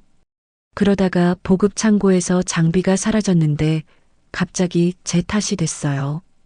하윤의 목소리가 떨리기 시작했습니다. 그 다음부터 매일 PX에서 먹이고 군장에 뭔가 넣어서 무겁게 하고 밤에는 초소해서 하윤은 말을 잇지 못했습니다. 눈물이 흘러내렸어요. 서연은 조카의 손을 꼭 잡았습니다. 알겠어. 됐어. 서연의 목소리도 살짝 떨렸습니다. 하지만 곧 단단해졌어요. 하윤아, 고모가 다 알아냈어. 너한테 그런 짓을 한 놈들, 그 뒤에 있는 놈들까지. 하윤이 고개를 들었습니다. 눈물이 그렁그렁한 눈으로 고모를 바라보았어요. 고모, 저 진술할 수 있어요. 서연의 눈이 커졌습니다. 뭐? 제가 직접 말할게요. 처음에는 고모한테 기대기 싫었어요. 근데 이제는 달라요. 제가 말할게요. 제 이름으로. 하윤의 눈빛이 변했습니다. 두려움 뒤에 결연함이 보였어요. 서연은 잠시 조카를 바라보다가 천천히 고개를 끄덕였습니다. 알았어. 근데 하윤아, 고모가 한 가지 말해둘 게 있어. 뭔데요? 고모가 너를 돕는 건 내가 조카라서가 아니야. 너는 피해자야. 부당한 폭력을 당한 피해자. 고모는 감찰단장으로서 피해자를 돕는 거야. 가족이라서가 아니라 이게 옳은 일이니까. 하윤의 눈에서 다시 눈물이 흘렀습니다. 하지만 이번에는 다른 눈물이었어요. 고마워요, 고모. 고마워할 거 없어. 내가 버텨줘서 고마워. 서연은 자리에서 일어났습니다. 내일 장영도 중령이 사령부 대회의실에서 브리핑을 잡았어. 이번 사건을 마무리 짓겠다고. 아마 너한테 최종적으로 누명을 씌우려는 것 같아. 하지만 거기가 끝이 될 거야. 서연의 눈빛이 차갑게 빛났습니다. 준비해둬, 하윤아. 내일 네 누명 벗겨줄게. 숙소로 돌아온 서연은 트렁크를 열었습니다. 정복 상의가 접혀 있었어요. 서연은 그것을 꺼내 옷걸이에 걸었습니다. 지난 며칠간 한 번도 꺼내지 않았던 것이었어요. 서연은 정복 앞에 잠시 서 있었습니다. 내일이면 이것을 입게 될 것이었어요. 그리고 그 순간 모든 것이 달라질 것이었습니다. 휴대폰을 들어 감찰팀장에게 전화를 걸었습니다. 내일 오전 제7여단 사령부 대회의실. 전면 감찰 준비해. 전화를 끊고 서연은 창밖을 바라보았습니다. 밤은 깊어가고 있었지만 그녀의 눈은 조금도 흐리지 않았어요. 내일 모든 것이 끝날 것이었습니다. 아침 9시 해병대사령부 대회의실에 사람들이 모여들기 시작했습니다. 넓은 회의실 안에는 긴 테이블이 놓여 있었고 그 주변으로 의자들이 빼곡히 배치되어 있었어요. 창문으로 들어오는 햇살이 테이블 위를 비추고 있었습니다. 48살의 장영도 중령이 가장 먼저 도착해서 단상 앞자리에 앉았습니다. 그의 얼굴에는 여유로운 미소가 떠올라 있었어요. 오늘 이 자리에서 장비 분실 사건을 깔끔하게 마무리 지을 생각이었습니다. 정하윤 이병에게 최종 책임을 묻고 사건을 종결시킬 계획이었죠. 41살의 오재만 중사가 서류철을 들고 들어와 영도 옆에 앉았습니다. 두 사람은 눈빛을 교환했어요. 모든 것이 계획대로 진행되고 있었습니다. 잠시 후 23세 박규민 상병과 22의 최강호 병장이 들어왔습니다. 두 사람은 회의실 뒤쪽에 자리를 잡았어요. 규민의 얼굴에는 자신감이 넘쳤습니다. 오늘 자신이 증인으로서 결정적인 역할을 하게 될 것이었죠. 회의실에는 여단의 주요 간부들도 속속 도착했습니다. 대대장, 참모들, 그리고 몇몇 장교들이 자리를 채웠어요. 분위기는 평범한 브리핑처럼 보였습니다. 9시 30분, 영도가 자리에서 일어났습니다. 자, 시작하겠습니다. 그의 목소리는 자신감에 차 있었어요. 단상 앞으로 걸어가 화면을 켰습니다. 오늘은 지난달 발생한 보급창고 장비 분실 사건의 최종 보고를 하겠습니다. 조사 결과 해당 장비는 정하윤 이병의 근무 태만으로 인해 분실된 것으로 확인되었습니다. 영도가 화면에 하윤의 근무 기록을 띄웠습니다. 조작된 기록이었죠. 보시다시피 정하윤 이병은 해당 날짜에 보급창고 근무를 섰고 장비 관리 서명도 본인이 했습니다. 따라서 분실 책임은 전적으로 해당 병사에게 있습니다. 회의실 안의 간부들이 고개를 끄덕였습니다. 아무도 의심하지 않는 것 같았어요. 마지막으로 현장에 있었던 병사의 증언을 듣겠습니다. 박규민 상병. 규민이 자리에서 일어났습니다. 당당한 걸음으로 단상 앞으로 나왔어요. 정하윤 이병에 대해 말씀드리겠습니다. 해당 병사는 평소 복무 태도가 불량했고 선임들의 지시에 자주 반항했습니다. 고아 출신이라 그런지 조직 생활에 적응을 못하더라고요. 장비 분실도 결국 바로 그때였습니다. 회의실 뒷문이 열렸습니다. 모든 시선이 그쪽으로 향했어요. 한 여자가 들어왔습니다. 평상복 위에 무언가를 손에 들고 있었어요. 나이는 40 후반쯤 되어 보였습니다. 낯선 얼굴이었어요. 회의실 안의 사람들이 수군거리기 시작했습니다. 저분 누구야? 외부 조사관인가? 영도의 눈이 가늘어졌습니다. 예정에 없던 사람이었어요. 실례합니다만 어디서 오신 겁니까? 영도가 물었습니다. 여자는 대답하지 않고 천천히 단상을 향해 걸어왔어요.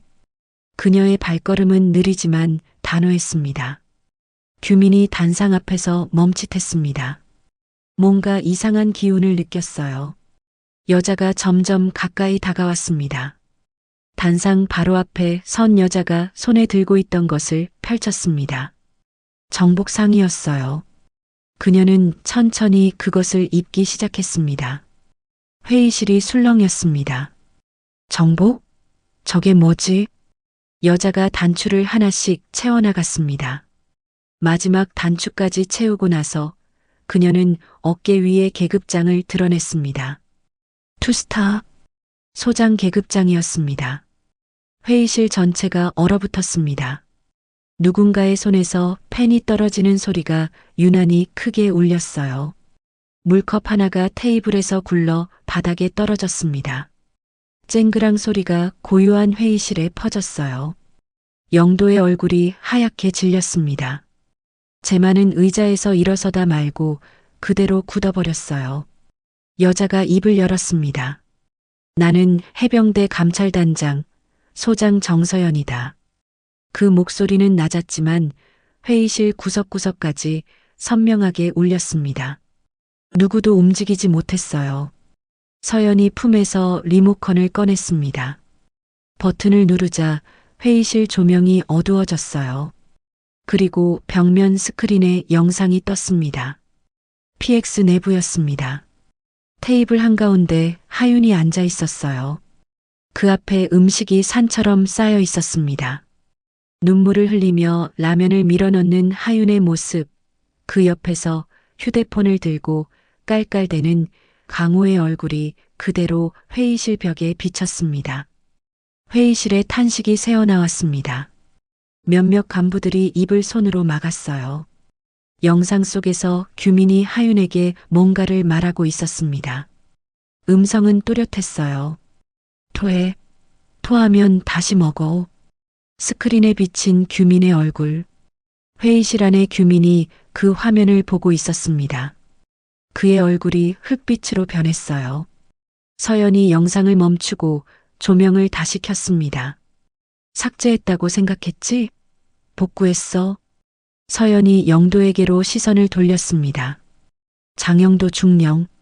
영도가 움찔했습니다. 목이 바짝 말랐어요. 방금 내가 한 브리핑, 처음부터 끝까지 거짓이야. 정하윤 이병은 장비 분실 당일 위병소 근무였어. 근무 기록은 조작된 거야. 서연이 다시 스크린에 사진을 띄웠습니다. 고급 승용차 옆에서 봉투를 주고받는 두 남자의 모습이었어요. 납품업체 대표한테 뇌물 받은 거 사진 있어. PX 운영자가 내 처남인 것도 알아. 영도가 자리에서 벌떡 일어났습니다. 얼굴이 불그락푸르락했어요. 이건 월권이야. 사전 통보도 없이. 월권? 서연의 눈빛이 더욱 차가워졌습니다. 영도가 테이블을 쳤습니다. 내가 한 일은 다 부대를 위한 거야.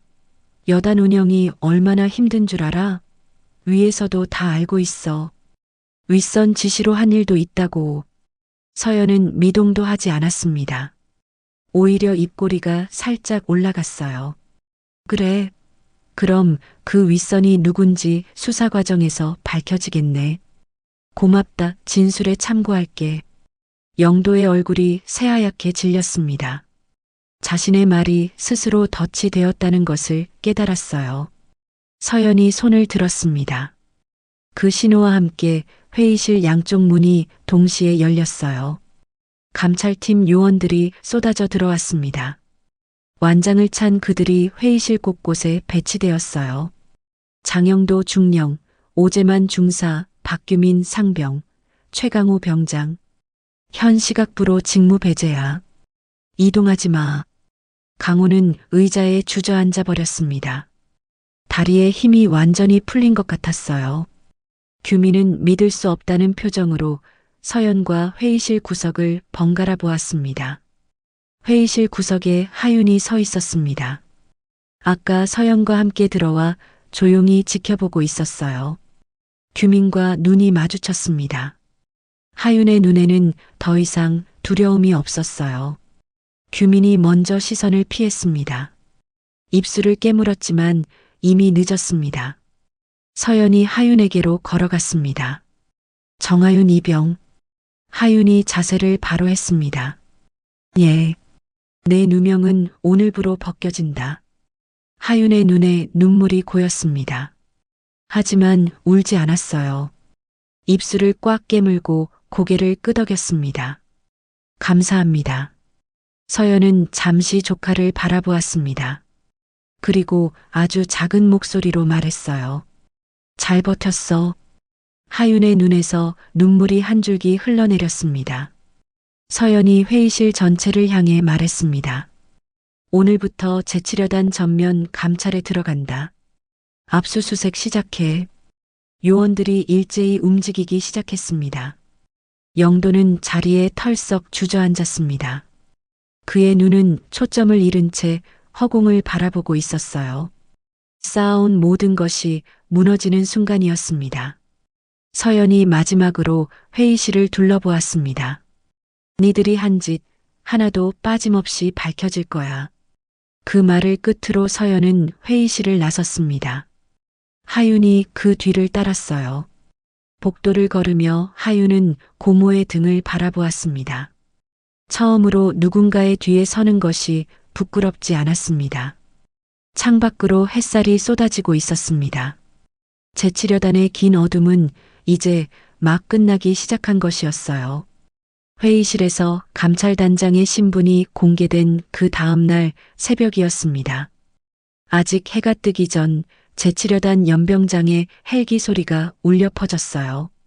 병사들이 생활관 창문으로 고개를 내밀었습니다. 무슨 일이 벌어지는 건지 아무도 몰랐어요. 헬기에서 감찰팀 병력이 쏟아져 내렸습니다. 완장을 찬 요원들이 일사불란하게 움직였어요. 마치 특수작전처럼 신속하고 정확했습니다. 연병장을 가로질러 보급창고, PX, 행정과로 흩어졌어요. 압수수색이다. 아무도 움직이지 마. 요원들의 외침이 새벽 공기를 갈랐습니다. 잠에서 덜 깬 병사들이 우왕좌왕하는 사이 감찰팀은 이미 각 건물에 진입했어요. 보급창고에서는 서류 상자들이 줄줄이 밖으로 나왔습니다. 컴퓨터 본체가 통째로 옮겨졌어요. 장부, 거래 내역서, 납품 서류. 모든 것이 증거로 확보되었습니다. PX에서도 마찬가지였어요. 유통기한이 조작된 식품들이 박스째로 압수되었습니다. 뒤편 창고에 숨겨둔 불법 주류도 발견되었어요. 요원들은 모든 물품에 증거 태그를 달았습니다.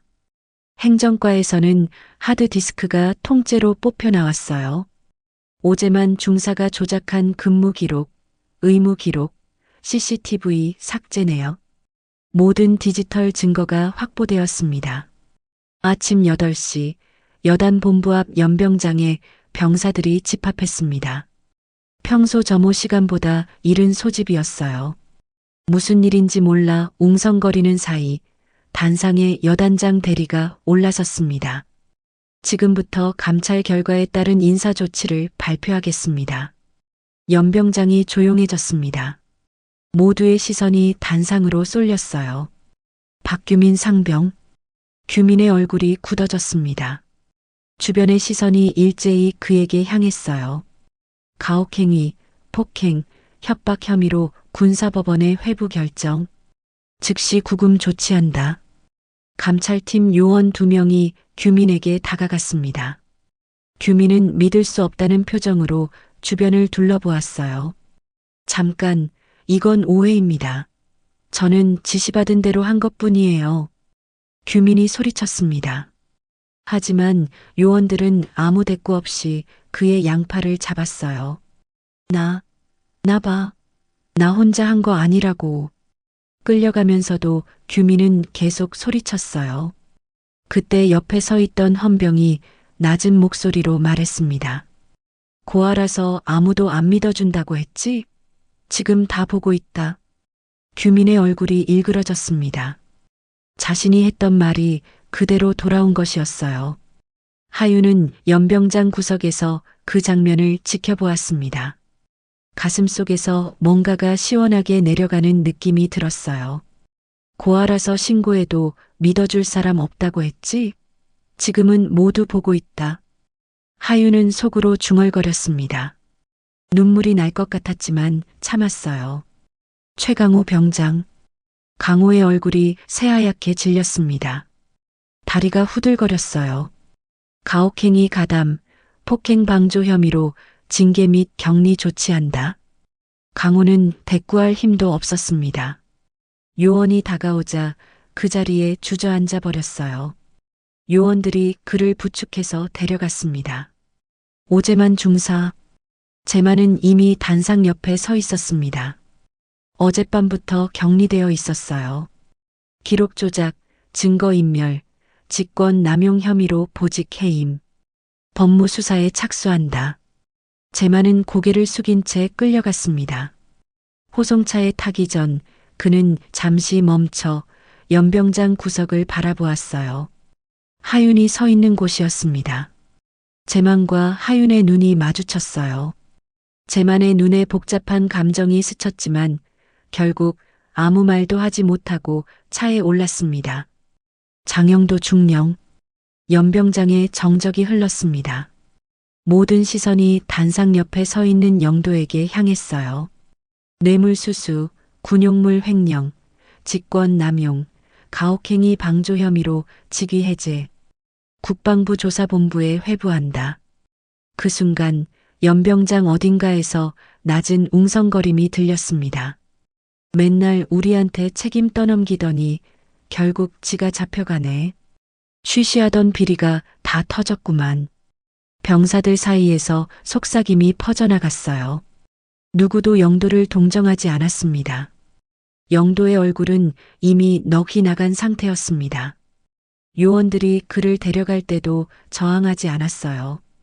그저 빈 눈으로 허공을 바라볼 뿐이었습니다. 부대 정문을 나서는 길, 영도는 위병소 앞을 지나갔습니다. 위병소에 서 있던 헌병들이 그를 바라보았어요. 헌병 하나가 동료에게 속삭였습니다. 저 중령, 맨날 우리 무시하더니 세상 참 돌고 도네. 작은 목소리였지만 영도의 귀에도 들렸을 겁니다. 그의 어깨가 움츠러들었어요. 권력이 사라진 자의 뒷모습은 처량했습니다. 인사 발표가 끝난 후 감찰팀 요원들의 작업은 계속되었습니다. PX, 보급창고, 행정과를 돌며 서류와 물품을 압수했어요. 박스가 줄줄이 트럭에 실렸습니다. 생활관 분위기도 하루아침에 달라졌습니다. 어제까지만 해도 선임들의 눈치를 보며 숨죽이던 후임들이 고개를 들기 시작했어요. 반대로 고참들은 괜히 목소리를 낮추고 후임에게 함부로 대하지 못했습니다. 하윤은 연병장 구석에서 이 모든 광경을 지켜보았습니다. 이상한 기분이었어요. 시원하면서도 마냥 시원하지만은 않았습니다. 하지만 중요한 건 진실이 밝혀졌다는 것이었어요. 주머니에서 작은 종이를 꺼냈습니다. 며칠 전 자신이 쓴 진술서 사본이었어요. 하윤은 그것을 조용히 접어 다시 주머니에 넣었습니다. 그때 뒤에서 발소리가 들렸습니다. 돌아보니 태호가 서 있었어요. 하윤아. 태호의 얼굴에는 복잡한 감정이 떠올라 있었습니다. 진술, 잘한 거지? 고마워. 내가 나서줘서. 태호의 눈에 눈물이 비쳤습니다. 아니야, 내가 미안해. 그때 옆에서 보고만 있었잖아. 됐어. 이제 다 지난 일이야. 두 사람 사이에 잠시 침묵이 흘렀습니다. 하지만 그 침묵은 불편하지 않았어요. 저녁이 되자 부대는 다시 고요해졌습니다. 하지만 그 고요함은 며칠 전의 것과 달랐어요. 공포로 인한 침묵이 아니라 변화 후의 정적이었습니다. 하윤은 의무실 침대에 누워 천장을 바라보았습니다. 문이 열리고 고모가 들어왔어요. 하윤아, 좀 어때? 많이 나아졌어요. 서연이 침대 옆에 앉았습니다. 오늘 본 것들 어땠어? 시원하기도 하고 복잡하기도 해요. 서연이 고개를 끄덕였습니다. 그게 정상이야. 복수가 꼭 시원하기만 한 건 아니거든. 근데 고모, 재판은 언제 해요? 몇 달 걸릴 거야. 하지만 오늘로 가장 중요한 건 끝났어. 나머지는 시간이 해결해 줄 거야. 하윤은 천천히 고개를 끄덕였습니다. 고마워요, 고모. 와줘서. 서연이 하윤의 손을 잡았습니다. 고마워할 거 없어. 네가 전화해줘서 고마워. 창밖으로 어둠이 내려앉고 있었어요. 하지만 그 어둠은 더 이상 무섭지 않았습니다. 내일부터 새로 시작이야. 준비됐어? 하윤은 고개를 끄덕였습니다. 얼굴에 작은 미소가 떠올랐어요. 네, 준비됐어요. 창밖으로 별이 하나둘 떠오르고 있었습니다. 제치려단의 밤은 고요했어요. 하지만 그 고요함 속에서 무언가 새로운 것이 시작되고 있었습니다. 감찰이 끝나고 석 달이 지났습니다. 계절은 어느새 가을에서 겨울을 지나 다시 봄으로 접어들고 있었어요. 제치려단에는 많은 것이 달라져 있었습니다. 하윤의 몸은 완전히 회복되었습니다. 체중도 원래대로 돌아왔고 눈 밑에 다크서클도 사라졌어요. 무엇보다 눈빛이 달라졌습니다. 예전처럼 생기가 돌았어요. 매일 아침 구보 시간 하윤은 더 이상 선두에서 달리지 않았습니다. 대열 중간쯤에서 동기들과 함께 뛰었어요. 옆에서 태호가 나란히 달렸습니다. 야, 하윤아. 오늘 점심 뭐야? 글쎄, 메뉴판 안 봤는데. 짜장면이면 좋겠다. 두 사람은 가볍게 웃으며 달렸습니다. 평범한 대화, 평범한 아침이었어요. 하윤에게 이런 평범함이 얼마나 소중한 것인지 겪어보지 않은 사람은 모를 거예요. 군의관 재혁은 하윤의 회복 과정을 꾸준히 지켜보았습니다. 정기 검진 때마다 하윤의 상태를 꼼꼼히 체크했어요. 체중 정상, 혈압 정상, 위장 기능도 많이 좋아졌네. 재혁이 진료 카드에 기록하며 말했습니다. 이제 걱정 안 해도 되겠어. 완전히 회복됐어. 하윤은 고개를 숙여 인사했습니다. 고맙습니다, 군의관님. 재혁은 잠시 하윤을 바라보다가 말했어요. 내가 고마워해야지. 그때 진실을 말할 용기가 나한테도 있었더라면 네가 덜 고생했을 텐데. 하윤은 고개를 저었습니다. 아닙니다. 군의관님도 결국 도와주셨잖아요. 그걸로 됐습니다. 재혁의 눈가가 붉어졌습니다. 하지만 곧 미소를 지으며 하윤의 어깨를 가볍게 두드렸어요. 여단 내에는 새로운 변화가 시작되었습니다. 생활관 입구에 가혹행위 익명 신고함이 설치되었어요. 누구든 피해 사실을 알리면 즉시 조사에 들어간다는 안내문이 붙어 있었습니다. 매주 한 번 병역문화 교육도 진행되었어요.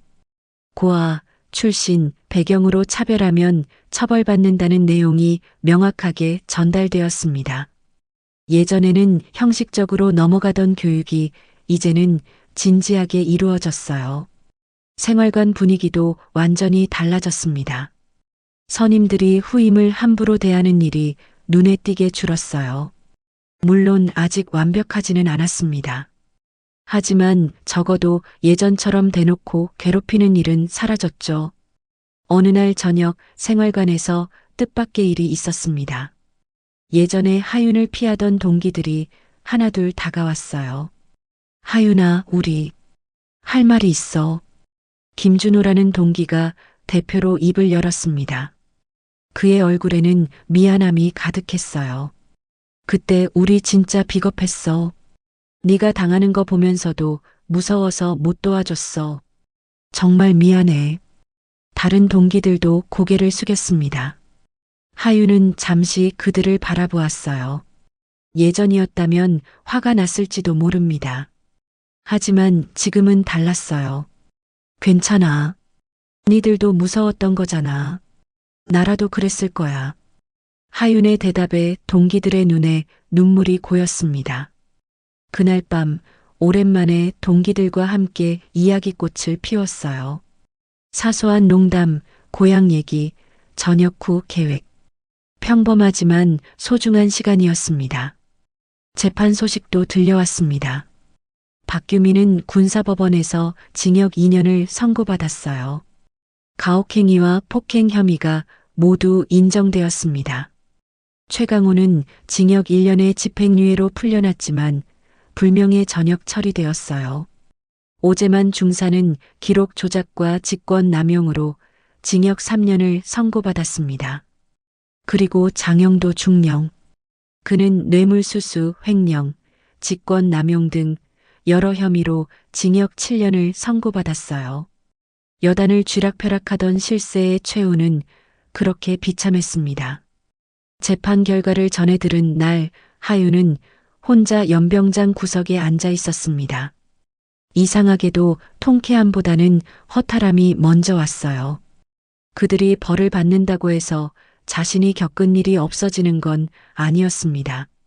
몸의 상처는 나았지만 마음의 흔적은 쉽게 지워지지 않았어요. 하지만 그것도 시간이 지나면 나아질 거라고 믿었습니다. 아니, 나아지게 만들 거예요. 하윤은 그렇게 다짐했습니다. 저녁식 날이 다가왔습니다. 봄바람이 불어오는 4월의 어느 날이었어요. 연병장에 병사들이 도열했습니다. 전역하는 병사들이 단상 앞에 섰어요. 하윤도 그 중 하나였습니다. 정복을 갖춰 입고 꼿꼿이 서 있었어요. 정하윤 병장. 여단장이 하윤의 이름을 불렀습니다. 하윤이 한 발 앞으로 나섰어요. 부당한 폭력에 맞서 진실을 밝힌 공로를 인정하여 표창장을 수여한다. 표창장이 하윤의 손에 쥐어졌습니다. 연병장에서 박수 소리가 터져 나왔어요. 동기들, 후임들, 간부들 모두가 하윤을 향해 박수를 보냈습니다. 하윤의 눈에 눈물이 고였습니다. 1년 반 전 이 연병장에서 쓰러졌던 기억이 떠올랐어요. 그때는 아무도 자신을 도와주지 않았습니다. 하지만 지금은 달랐어요. 모두가 자신을 축하하고 있었습니다. 저녁식이 끝난 후 하윤은 부대 정문으로 향했습니다. 문 밖에 서연이 서 있었어요. 평상복 차림이었습니다. 감찰단장의 위엄 대신 그냥 고모의 따뜻한 미소가 얼굴에 떠올라 있었어요. 하윤아, 고모. 하윤이 정문을 나섰습니다. 뒤를 돌아보았어요. 제7여단의 정문이 햇살 아래 빛나고 있었습니다. 그 안에서 보낸 시간들이 주마등처럼 스쳐 지나갔어요. 고통의 시간, 절망의 시간. 하지만 그 끝에는 회복과 성장이 있었습니다. 하윤은 짧게 거수 경례를 했습니다. 작별 인사였어요. 그리고 돌아서서 고모에게로 걸어갔습니다. 서연의 차에 올랐습니다. 서연이 운전석에 앉으며 물었어요. 어디 가고 싶어? 하윤은 잠시 생각했습니다. 그리고 대답했어요. 일단 밥부터 먹고 싶어요. 배고파요. 서연이 웃었습니다. 그래, 뭐 먹을래? 아무거나요. 고모가 골라주세요. 차가 출발했습니다. 창밖으로 봄 풍경이 펼쳐졌어요. 벚꽃이 피어 있었습니다. 분홍빛 꽃잎이 바람에 날렸어요. 한참을 달리다가 서연이 입을 열었습니다. 하윤아. 네. 고모한테 의지하기 싫어했던 거 후회해? 하윤은 창밖을 바라보며 대답했어요. 처음엔 후회했어요. 진작 말했으면 덜 힘들었을 텐데. 하고요. 근데 지금은 잘 모르겠어요. 왜? 혼자 버티려고 했던 그 시간이 있어서 제가 더 강해진 것 같기도 해요. 물론 다시는 그렇게 안 할 거예요. 힘들면 도움 청할 거예요. 근데 하윤이 고개를 돌려 고모를 바라보았습니다. 그래도 결국 말했잖아요. 고모한테 전화했잖아요. 그게 제일 중요한 거 아닐까요? 서연의 눈가가 촉촉해졌습니다. 그녀는 한 손으로 하윤의 머리를 쓰다듬었어요. 그래, 그게 제일 중요해. 네가 전화해줘서 정말 다행이야. 차는 계속 달렸습니다. 창밖으로 봄바람이 들어왔어요. 하윤은 눈을 감았습니다. 따뜻했어요. 얼마 후 하윤은 조깅을 시작했습니다. 매일 아침 집 근처 공원을 달렸어요. 군대에서처럼 선두로 달리지 않았습니다. 그냥 적당한 속도로 자신의 페이스대로 뛰었어요. 어느 날 아침 공원을 달리다가 문득 군 시절이 떠올랐습니다. 45kg 군장을 메고 쓰러지던 그날, PX에서 울면서 음식을 삼키던 그날, 초소에서 맞고 땅바닥에 엎드려 있던 그날. 예전 같으면 그 기억에 숨이 막혔을 겁니다. 하지만 지금은 달랐어요. 기억은 여전히 선명했지만 더 이상 가슴을 조이지 않았습니다. 하유는 달리면서 미소를 지었어요. 햇살이 따뜻했습니다. 바람이 상쾌했어요. 살아있다는 것이 좋았습니다. 공원 벤치에 앉아 숨을 고르는데 휴대폰이 울렸습니다. 고모였어요. 하윤아, 뭐해? 조깅하고 있어요. 그래, 점심 같이 먹을래? 고모가 맛있는 거 사줄게. 하윤은 웃었습니다. 좋아요. 어디서 만나요? 전화를 끊고 하윤은 하늘을 올려다보았습니다. 구름 한 점 없는 파란 하늘이었어요. 한 통의 전화가 모든 것을 바꿨습니다. 그날 밤 떨리는 손으로 누른 그 전화. 죽고 싶다고 말한 그 한마디. 그것이 시작이었어요. 한 통의 전화가 한 사람의 인생을 바꿨습니다. 그리고 한 부대의 문화를 바꿨어요. 어둠 속에서 내민 손을 누군가 잡아주었기에 하윤은 지금 이 자리에 있을 수 있었습니다. 하윤은 자리에서 일어났습니다. 고모를 만나러 가야 했어요. 발걸음이 가벼웠습니다. 봄바람이 등을 밀어주었어요. 새로운 봄이었습니다. 그리고 하윤의 새로운 시작이었어요. 오늘 이야기 어떠셨나요? 혼자 버티다 지쳐갈 때 누군가에게 손 내미는 것이 얼마나 어려운 일인지 우리 모두 알고 있습니다. 하지만 하윤이처럼 용기 내어 전화 한 통을 건 것이 결국 모든 것을 바꿨어요. 혹시 지금 힘든 상황에 계신 분이 있다면 주저하지 마시고 주변에 손을 내밀어 주세요. 그리고 여러분 곁에 힘들어하는 사람이 있다면 먼저 손을 잡아주세요. 사연의 고백에서는 여러분의 이야기를 항상 기다립니다. 비슷한 경험이 있으셨거나 오늘 이야기를 들으며 느끼신 점이 있다면 댓글로 남겨주세요. 건강하시고 행복만 가득하길 바라겠습니다. 바라겠습니다. 바라겠습니다. 바라겠습니다. 바라겠습니다. 바라겠습니다. 바라겠습니다. 바라겠습니다.